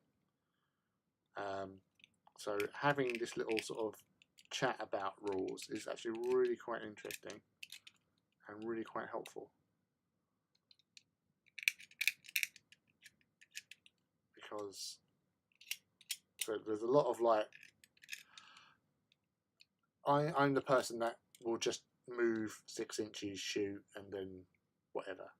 You know, there's lots of things that I'm missing from my game, and that's probably why I keep it simple, so I don't, because the amount of times I forget special rules and stuff like that, like Ivy, I've got counter attack. Can I use it now, please? But I've got counter attack. I want to use it.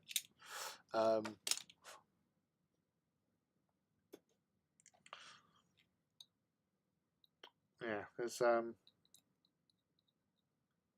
much that you have to take in, and sometimes I don't register what I'm actually reading.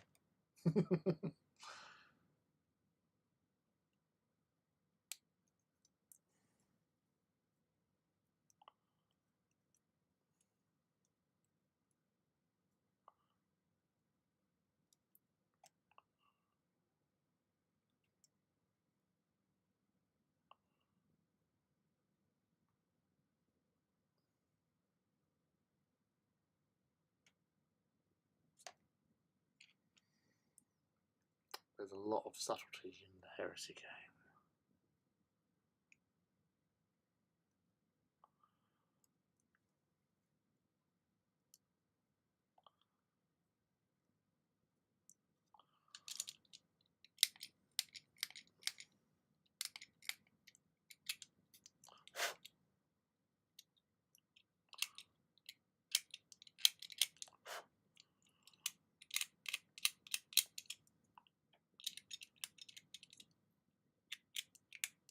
Yeah, there's lots of subtlety and nuance, and all those little special rules. And I think with the Heresy game, and I've said this for years, where people say, "Oh, but I want to have orcs, I want to have Eldar in it," like with AT, I want to have orcs, I want to have Eldar in it, Elder Titans and Orc Gargants. But as soon as you introduce them into the game, it's going to go 40k way, and 40k is bewildering at the best of time. Whereas Heresy, you've got that level playing field for the most part, because you've only got the 3, you know, humans, obviously, like Solar Auxiliary, cultists, you know, militia type options. Although you can have obviously Imperial Knight forces, but then they're part of the Mechanicum sort of thing. But for like infantry heavy armies and stuff, you know, it is fairly even Stevens for the most part, because obviously the legions are little bits of things just to make them different. But once you start introducing alien races with all their sort of special bits and pieces, then it's just going to get stupid.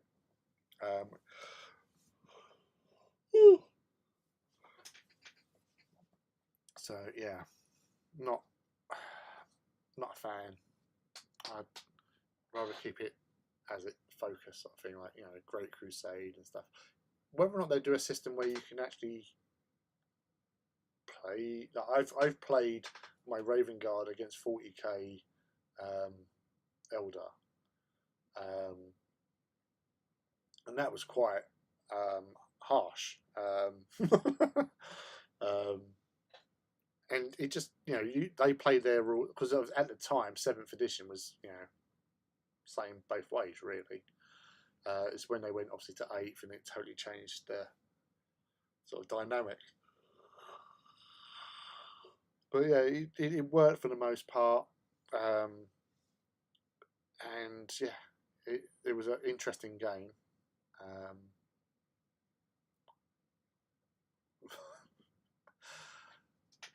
Delicious crunch, food of my people, the grognards. Yeah, once you understand the rules, it's easy to keep track of everything. Oh, we honorary grognards. Oh, definitely. Oh, we are the people.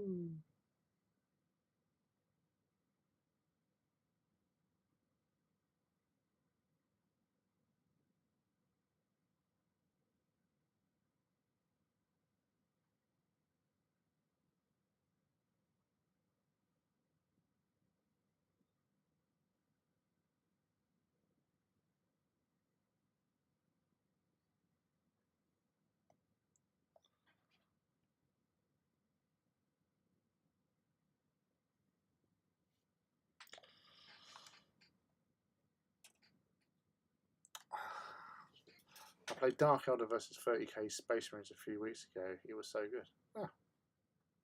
Yeah, that's, I mean, if you're on the same sort of like general basics, like, you know, moving 6 inches and all that sort of shenanigans and all that, then yeah, I enjoyed the game. It was nice, although obviously they offer their like mega psychic powers shenanigans. Until Korax turned up and slaughtered the Varsia. No, no, no, no. But yes, all right. You again.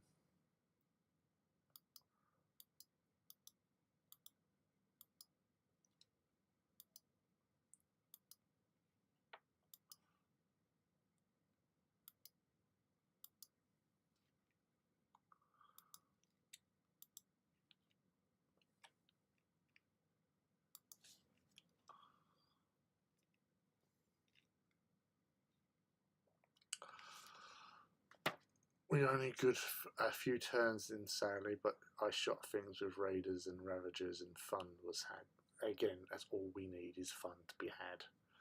I always think Legion Marines will whoop Xenos just because they have Volkite. You're obsessed with that stuff. I hope it wouldn't be too impossible to port 7th Xenos into New Heresy. Yeah, I think you really need transports.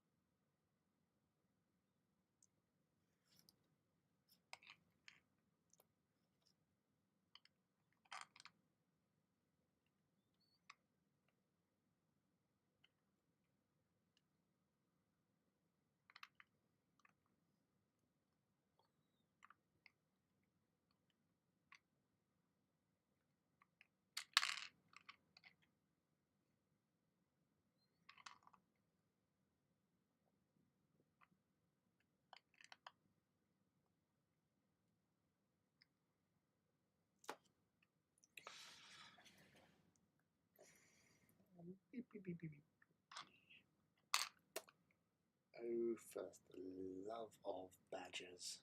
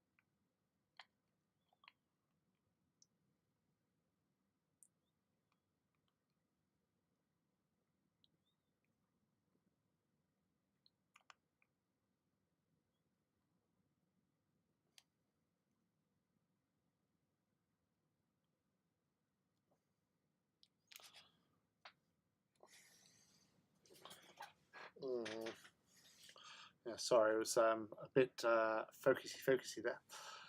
What we're going to...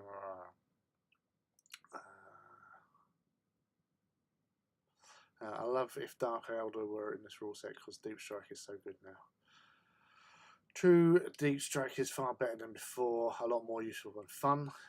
It's so weird building a large Heresy tank without handling big blocks of resin. True. And my boy's here. Hello there, son. Gotta open that door again. Keep it closing on us. Evening, all stopping to say hi as I'm on till. Oh, well, I hope your day goes quick, my boy, and that you get home relatively quickly from work.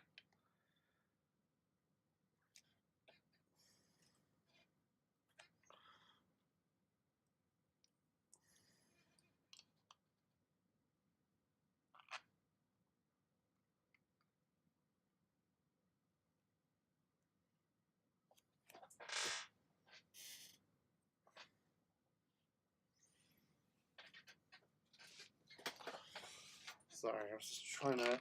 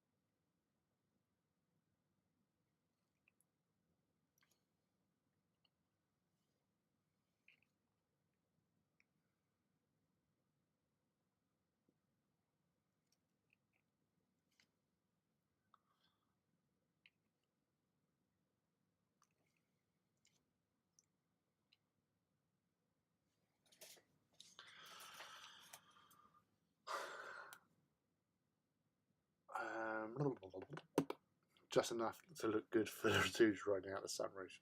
Always paint the entire interior, Ivy. Yeah, that's what I was thinking, though I wonder what necessitates spraying the interior before I put the roof on. To be fair, you only do it on one, the rest of the rhinos will be glued shut. Yeah, painting my interior before building the rest of the rhino. But you are a master builder. We expect that from you. You do all the cool shit.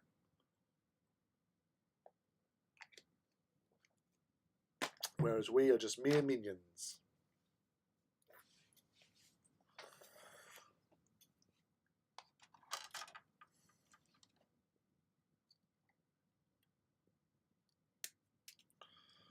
The merest of minions.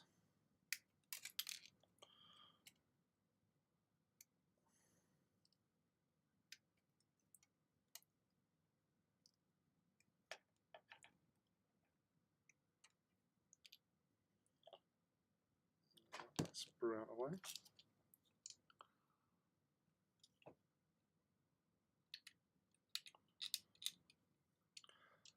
I'll be honest, like between like you, Rob, and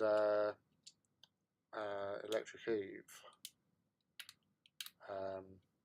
I've even thought about painting the interior myself as well. Something that I don't necessarily do.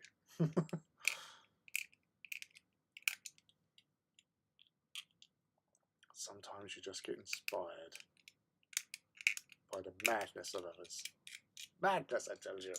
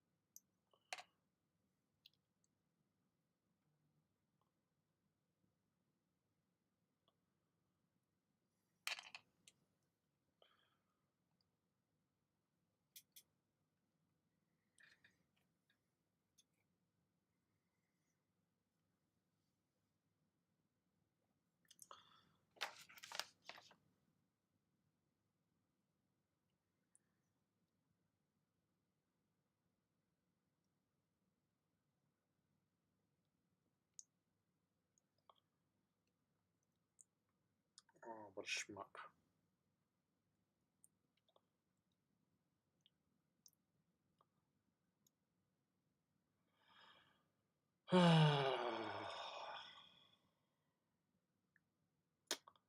What a twat.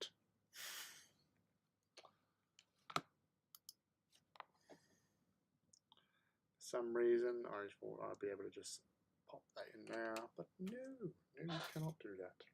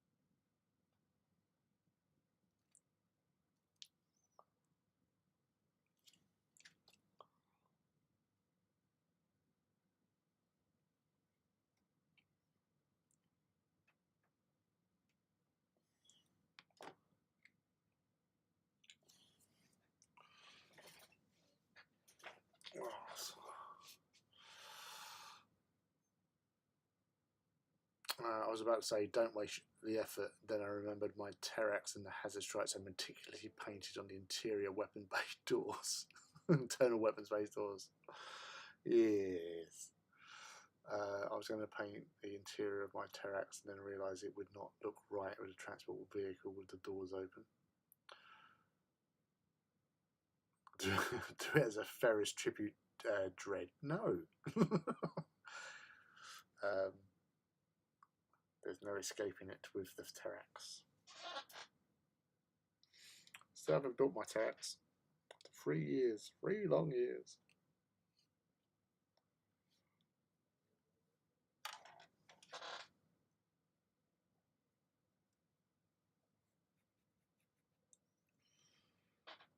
Three long, audacious years.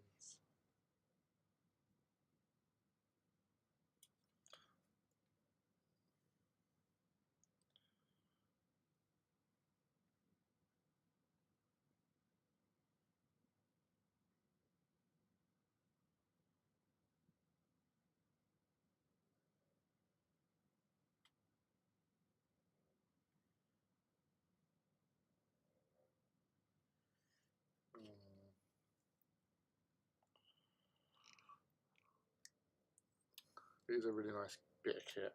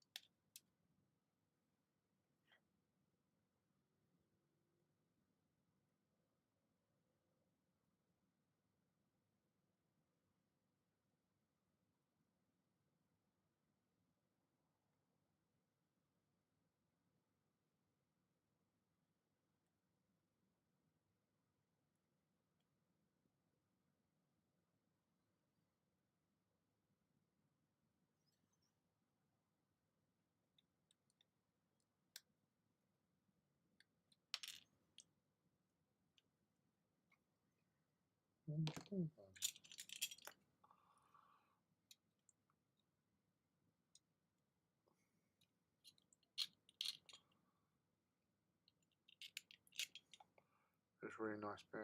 It's a big thanks to Leaky for the magnet advice. I'm going to have to stop watching your videos, Leaky. Each time I watch it, it makes me want to buy more stuff. Bad influence. Yeah.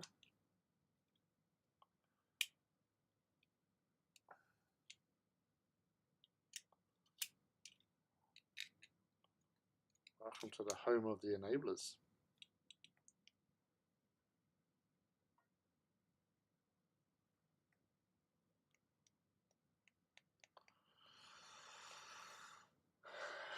Still have it in there. Wow. It must be getting awfully lonely in there.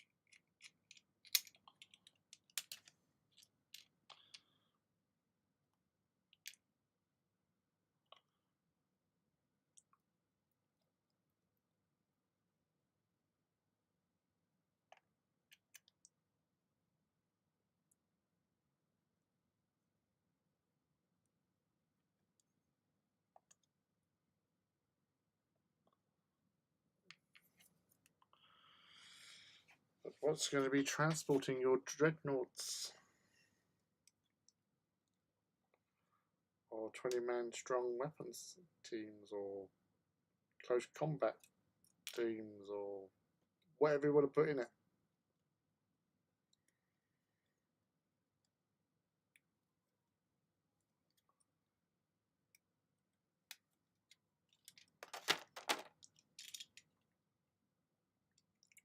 It's a lot of potential units can go in that. Leviathan is one of them.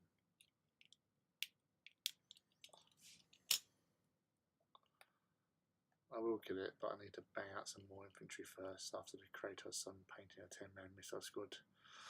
Need to build a support squad. Not sure to put in the, yeah, that's the thing, is that's what I always get stuck on.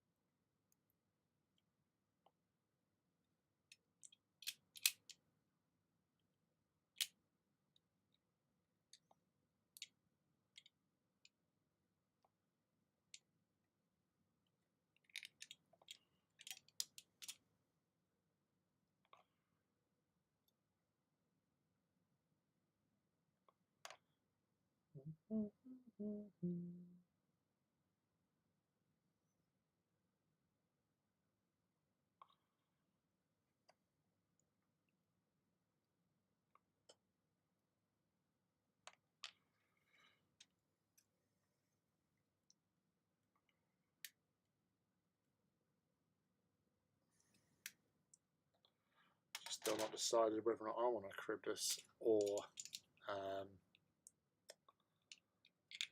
just a Legion drop pod for my Leviathan.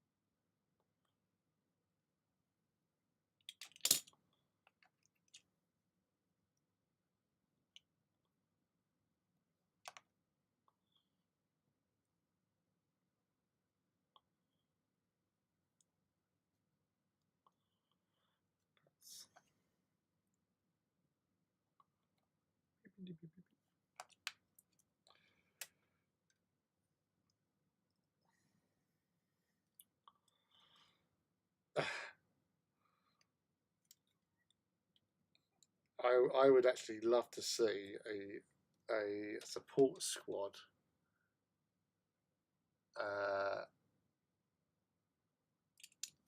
coming out with all flamers. It's a shame you can't have tactical support squads up to 20. 20 of them with flamers just charging out of a Spartan. Yeah, gonna toast you good.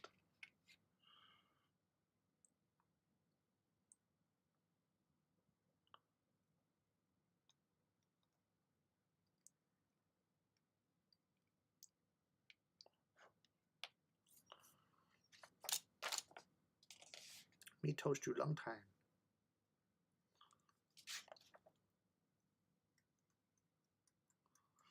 But how about graviton guns nowadays in the new Age of Darkness? Because again, I have no book. I don't know. I did like to default to grav guns in the last edition.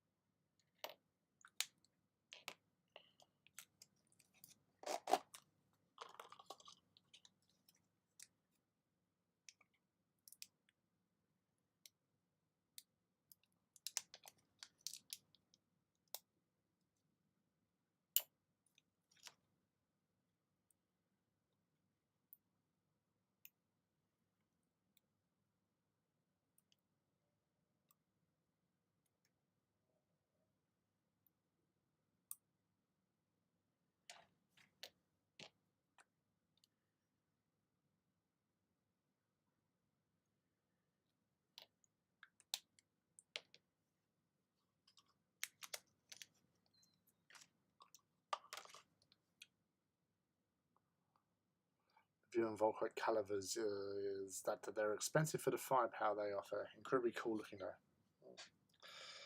That is the problem.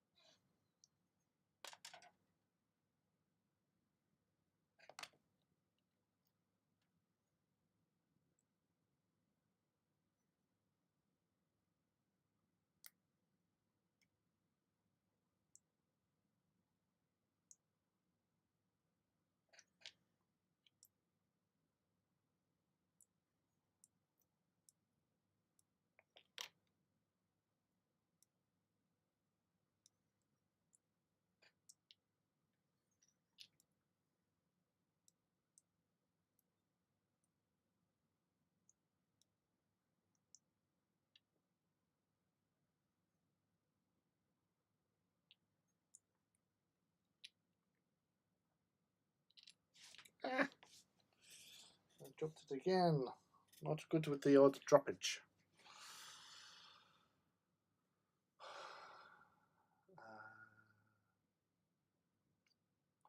I'll have enough Marines to make all the weapons choices. I was thinking about magnetising it, but it would be such a fiddly task. Well, yeah, there would be that. A lot of patience for that one, indeed. Metals are an option. With the AOD box, everyone and their dog will be using at least one Spartan and a bit more anti-armour. Could be fun. Yeah, you got to have something like that, really. That is a big unit just to turn up and go, hi guys, I've got all the melters. Because one melter is never enough. So you've got to have that ability to shoot the crap out of things.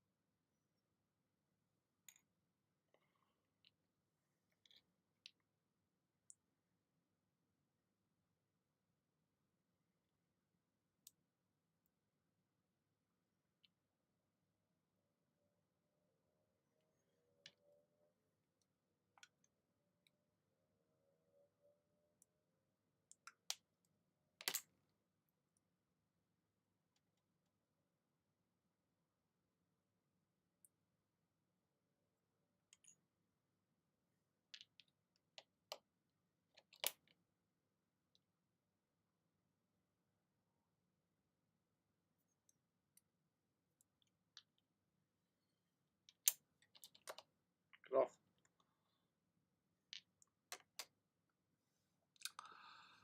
For sure, they are good against Dreads and Terminators as well. I reckon I can do at least one squad of Rotors just because they look awesome. I was thinking about doing 2 squads of Volkite Calibers, and now I'm leaning towards Flames and Rotor Cans. Especially if you're using Rhinos. Having all that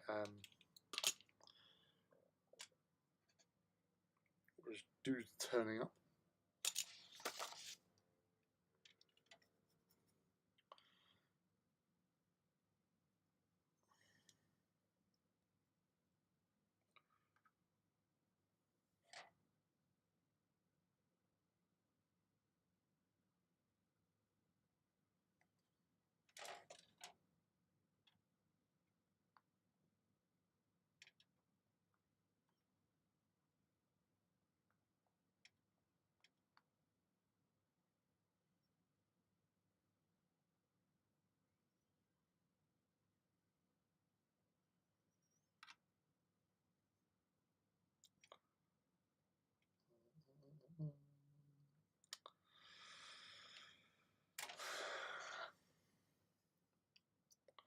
So I did ask earlier on, but I haven't got any replies from you guys.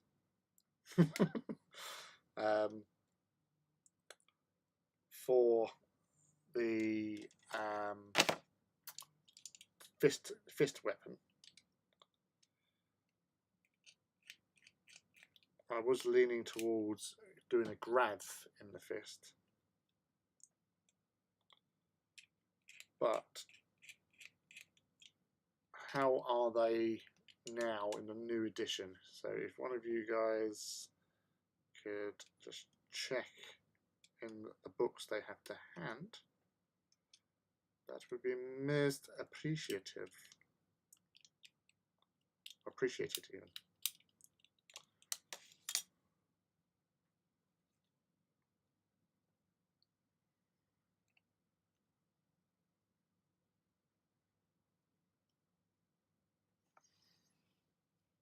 That's alright.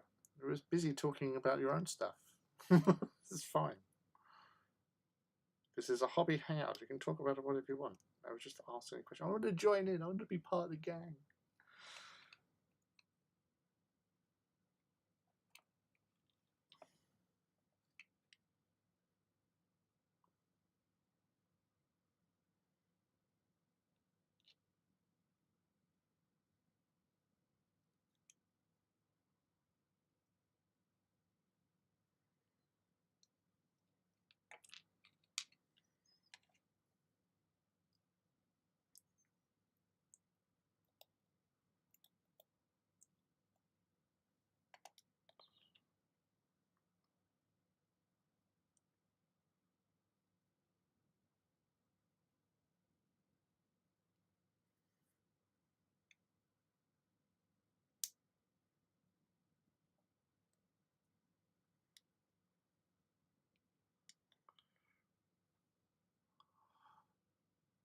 Range 18, AP 1, AP full blast 3, concussive 1, graviton pulse and haywire. Yeah, okay, it's going to be Grav.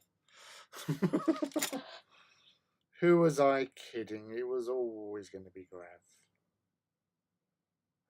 If I can find Grav. Where's Grav? Where's Grav gone?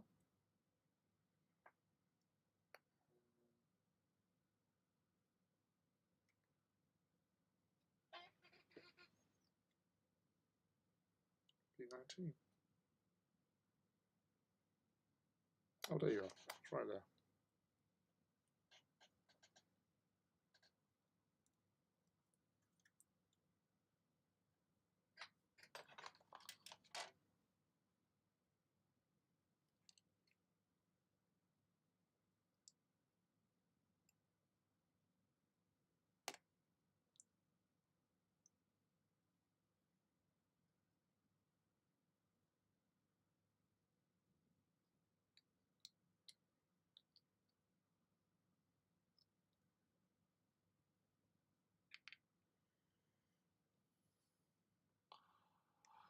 I'm glad I have the Equitter with the Grav Flux Bombard. They'll be have a lot of fun with that one.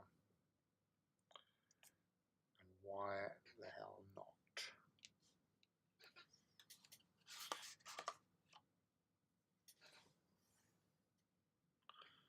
B20. Oh, there you are.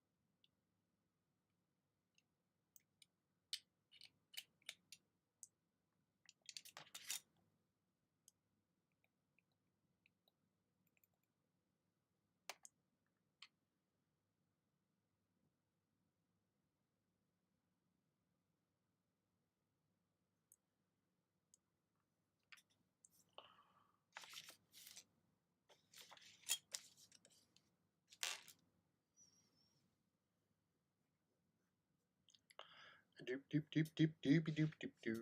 Hoopy doop doop doop doop doo. Oh, oh, oh, oh, oh, oh, magnet.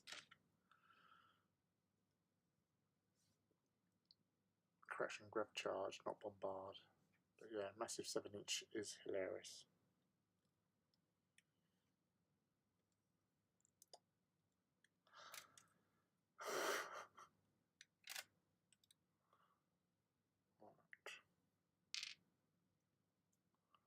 Now, do I go for the clory ones or do I go for the normal grabby ones?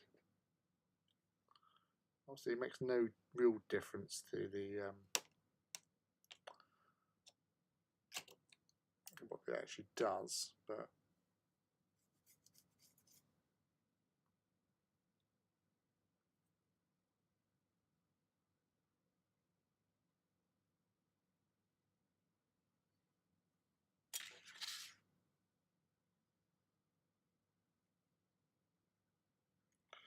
B28.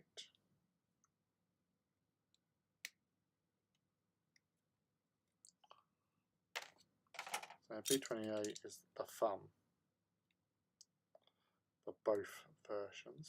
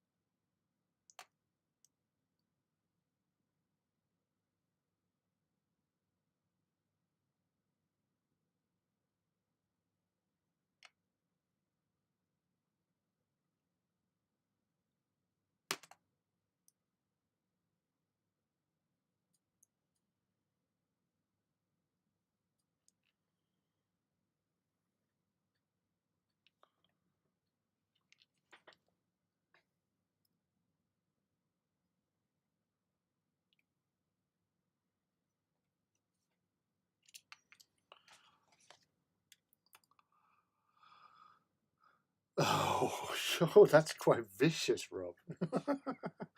I use the spiky fingers just so they know they can feed it.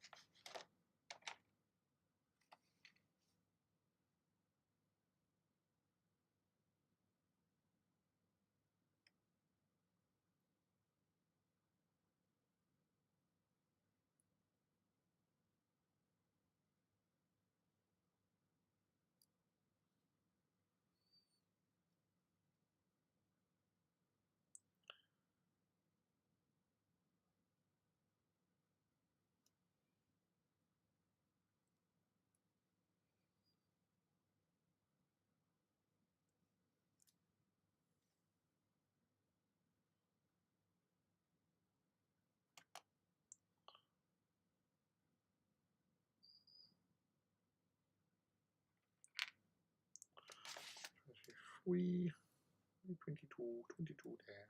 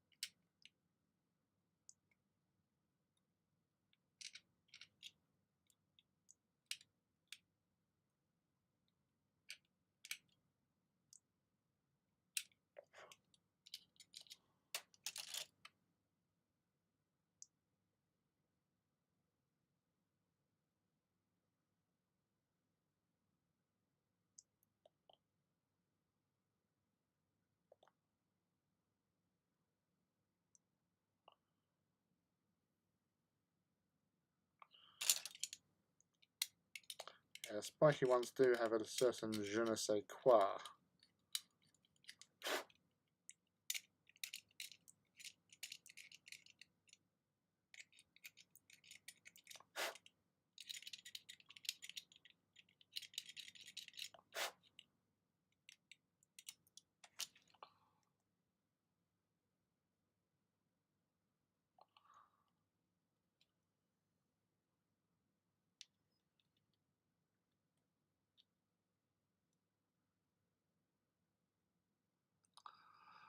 I'm signing off early start tomorrow. Fun chatting. Catch you later. Alright, take it easy, buddy. I hope you have a nice sleep.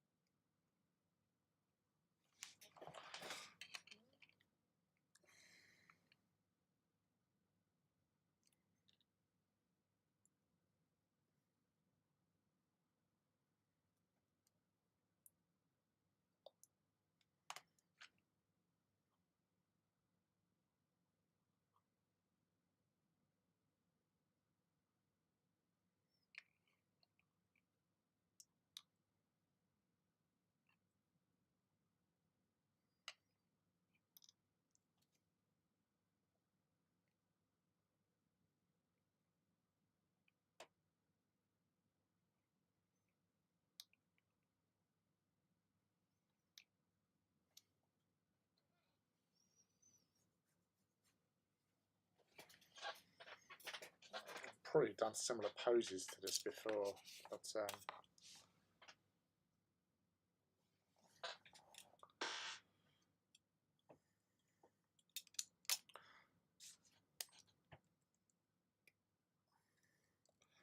don't know what it is, but I'm really liking autocannons at the moment.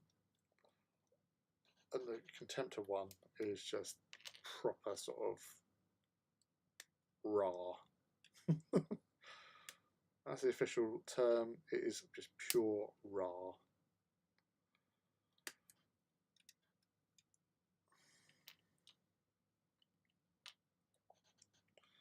Get those little barrels on.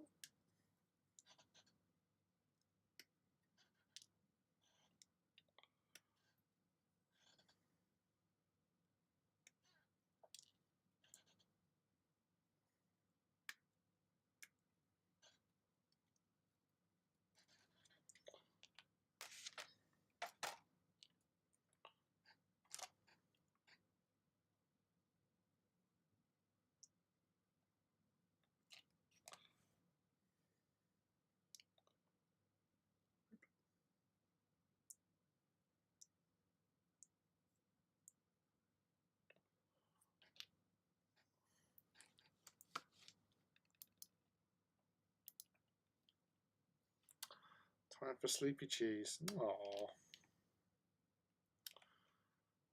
Been fun hanging out with you. It's been lovely to have you here, my friend. And you've been promoted, well, you promoted yourself, but you've gone up in the world. You poo servitor, you. Burger servitor now as well. But thank you for hanging out, Muddy. It was really nice having you here. And talking rules and stuff. It's enjoyable. And I've learnt things.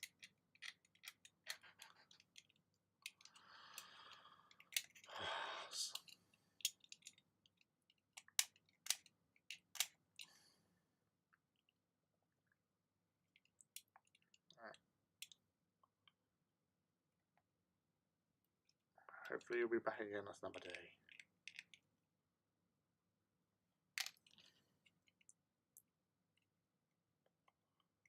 Nice having Leaky come in. Good old stick, that boy.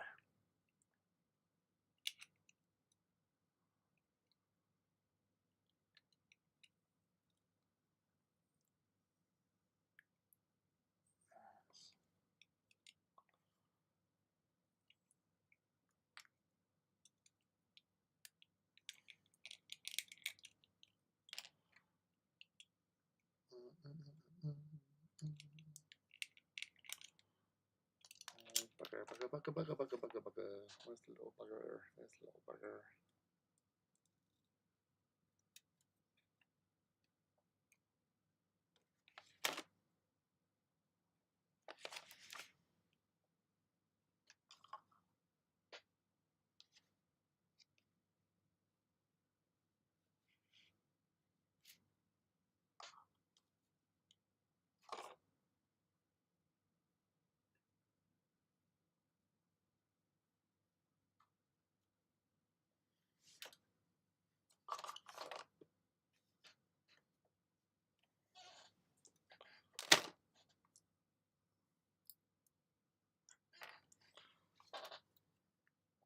The reason why I was saying bugger, because I just realised I missed off a piece.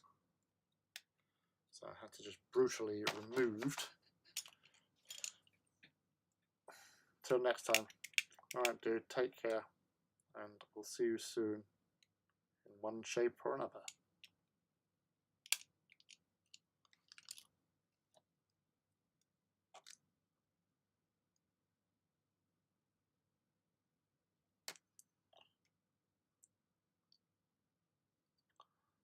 Those little giblets.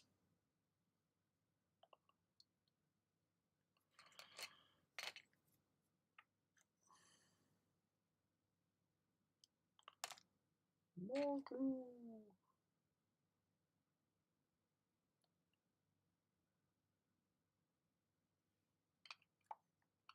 So basically, because I can't see myself in the small thing. So the arm's magnetised, so we can obviously remove and manoeuvre the power fist. Obviously, whatever else we can pop in there. Just getting, haha, shoot you in the face, and then have the other arm, which we're just doing now. What's that little bit there? Nice.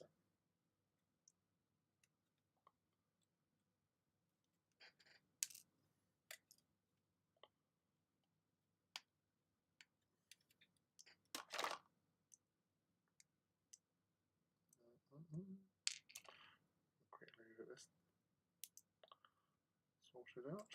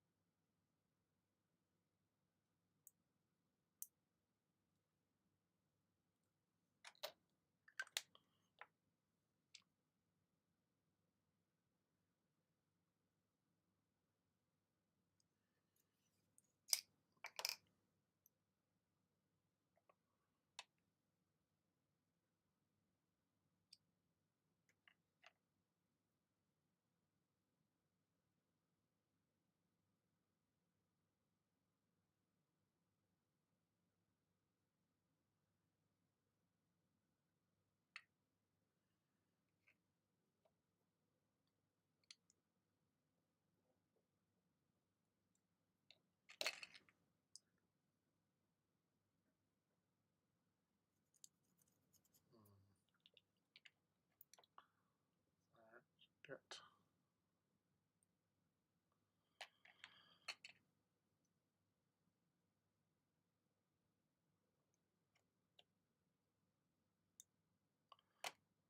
did wonder about those. I saw him, it just didn't register in my sort of my minuscule brain.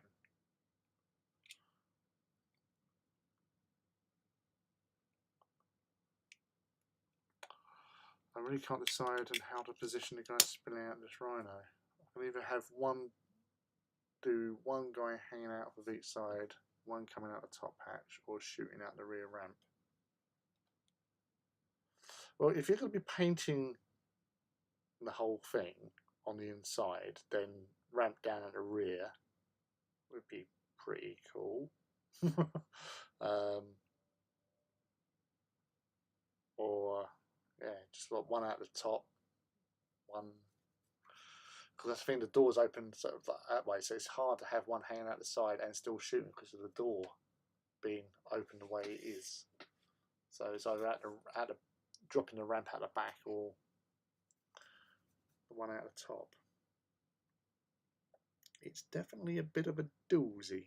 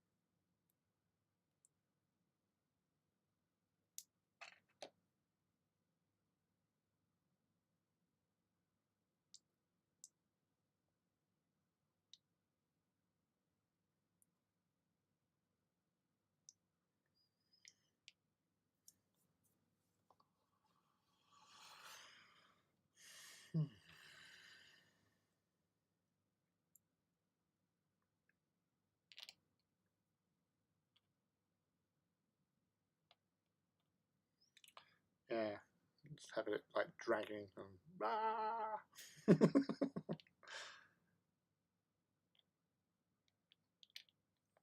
of the rear. This bloody magnet's gone. Damn it! I've moved them again. Oh, over here.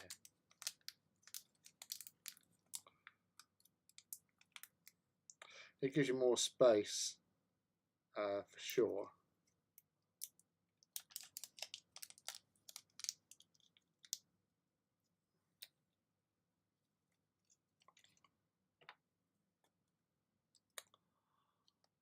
Oh my god.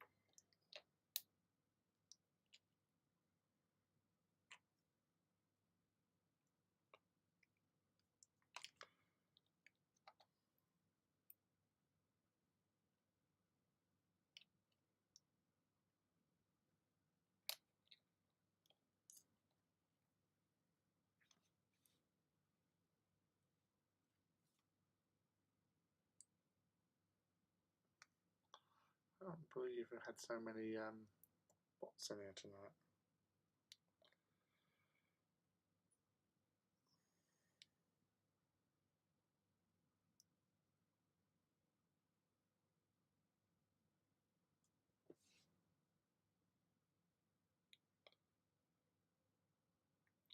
No word of a lot. I was obviously thinking about tonight earlier on, and thinking about Mouse, the master of the master of bot assassins, assassins of bots, and stuff like that. I thought, wow, yeah, not really had many recently. It was just like 4 attacks, spam attacks today.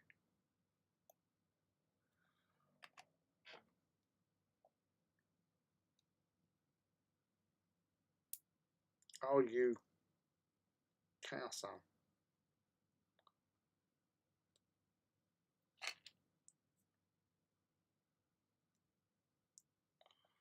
Meh.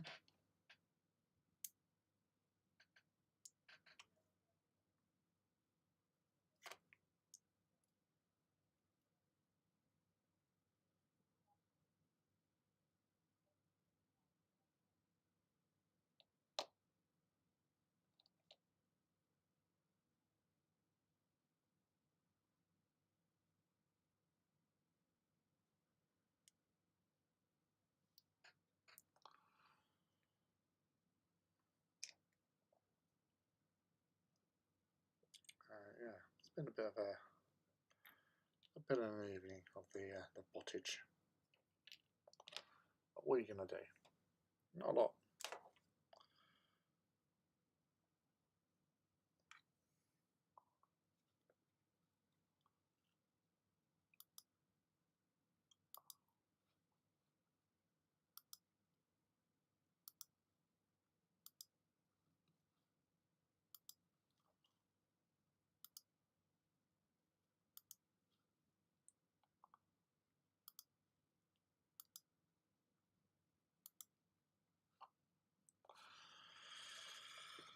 Yes.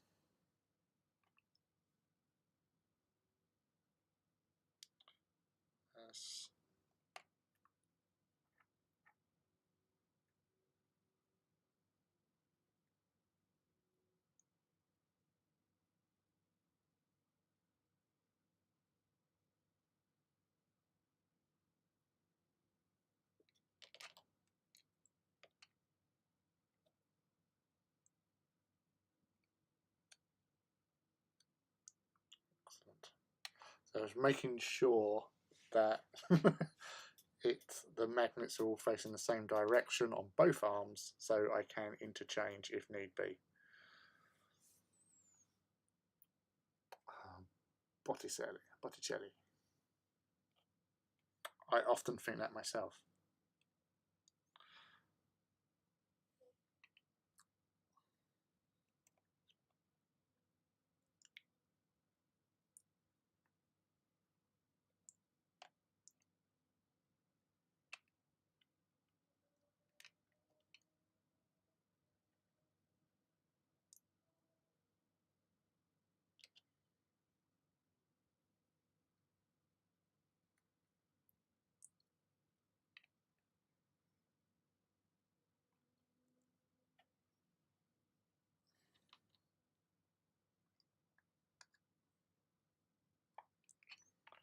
So that's that was the plan. So I'm twisting round, bringing up the grav gun to bear. Optional autocannon.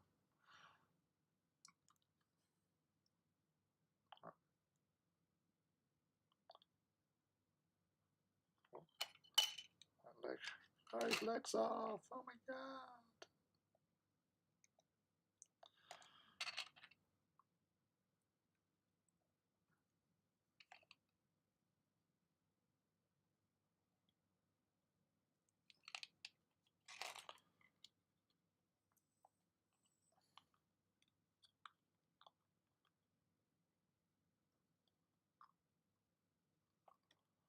So you've got the one sort of leg in place.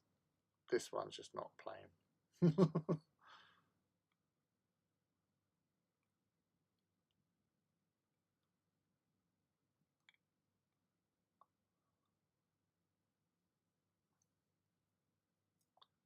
Turning on the pivot was the idea.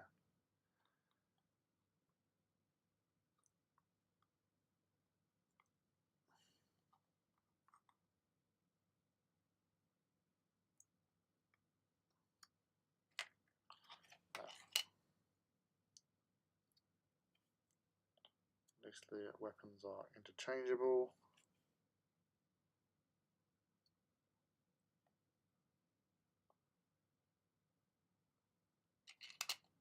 Kind of. Well, it is really. So you can just go with the autocannons facing that way with the claw in that position.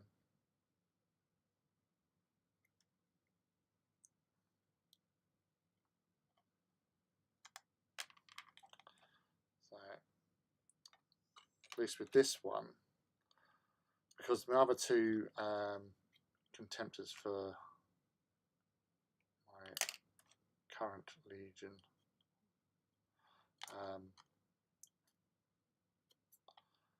they've both got close combat and ranged options. So with this, I can obviously take that off, give it melted cap, or whatever weapon you got, or yeah, heavy bolters, like twin heavy bolters or less cannons. So you've got some nice weapon options there in this kit. It is a very posable dreadnought.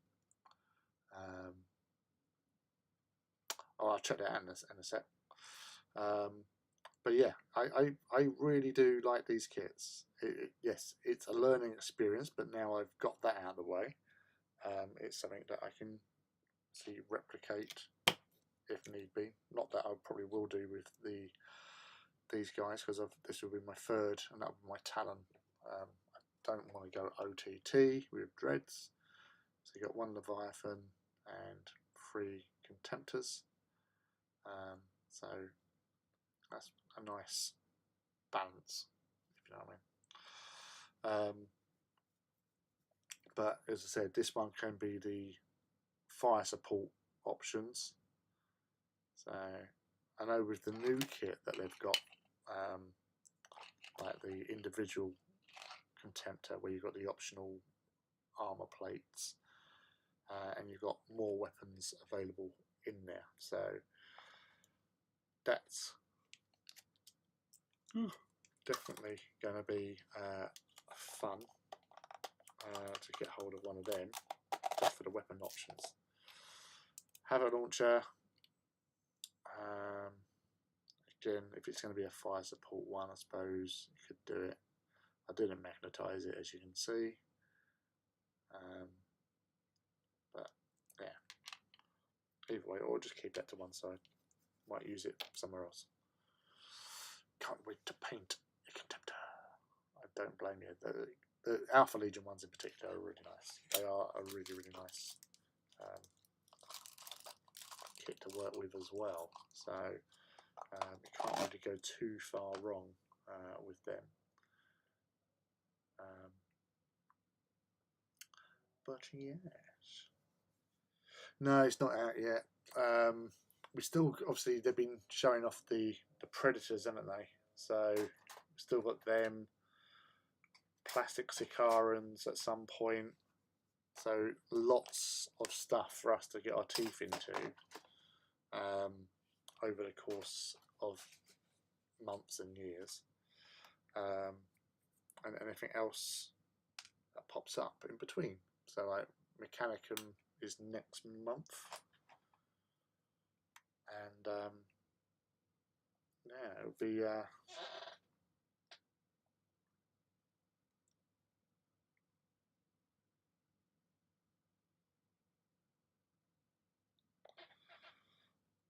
so exciting times. It's great to be alive in the age of darkness. So I think that'll be it for tonight. So we have our latest Contemptor for, what did I say? Iron Warriors. So yeah, the kit's really good. As long as you've got the appropriate magnets, which are a 4x2 mil, or just go with 4x1s, because you need 4x1s for the weapons themselves, 4x2 in there, but you might as well just have to use two 4x1s together. And just make sure you just glue them all the right type of polarity. But yeah, so that's our little Contemptor dude. So there he is, all hunky funky in all his grey goodness. But yes, I think that will be it for tonight. As I say, I've got an early start as well, to be fair. So all that's left for me to say is, he's there, he's staring at us. Thank you very much for again hanging out with us on a hobby hangout and participating in the conversation, the chat, like, subscribe, all those things that all the real proper YouTube people say. All helps and it's all appreciated. And thank you for tuning in, joining in, and hopefully you got some hobbying done this evening. Yeah, so yeah, it's Wednesday, isn't it? Yeah, so yeah, we're back again Saturday, 8 PM BST, which is 3 PM EST, on +1 in Europe. And plus lots if you're in Australasia, which there are a few people I know that watch or that subscribe that are based over there and watch videos, which is really cool. So much appreciated. So until next time, happy hobbying, and I hope you all have a nice few days before we're all back at it again. So take care till then. See you later. Bye.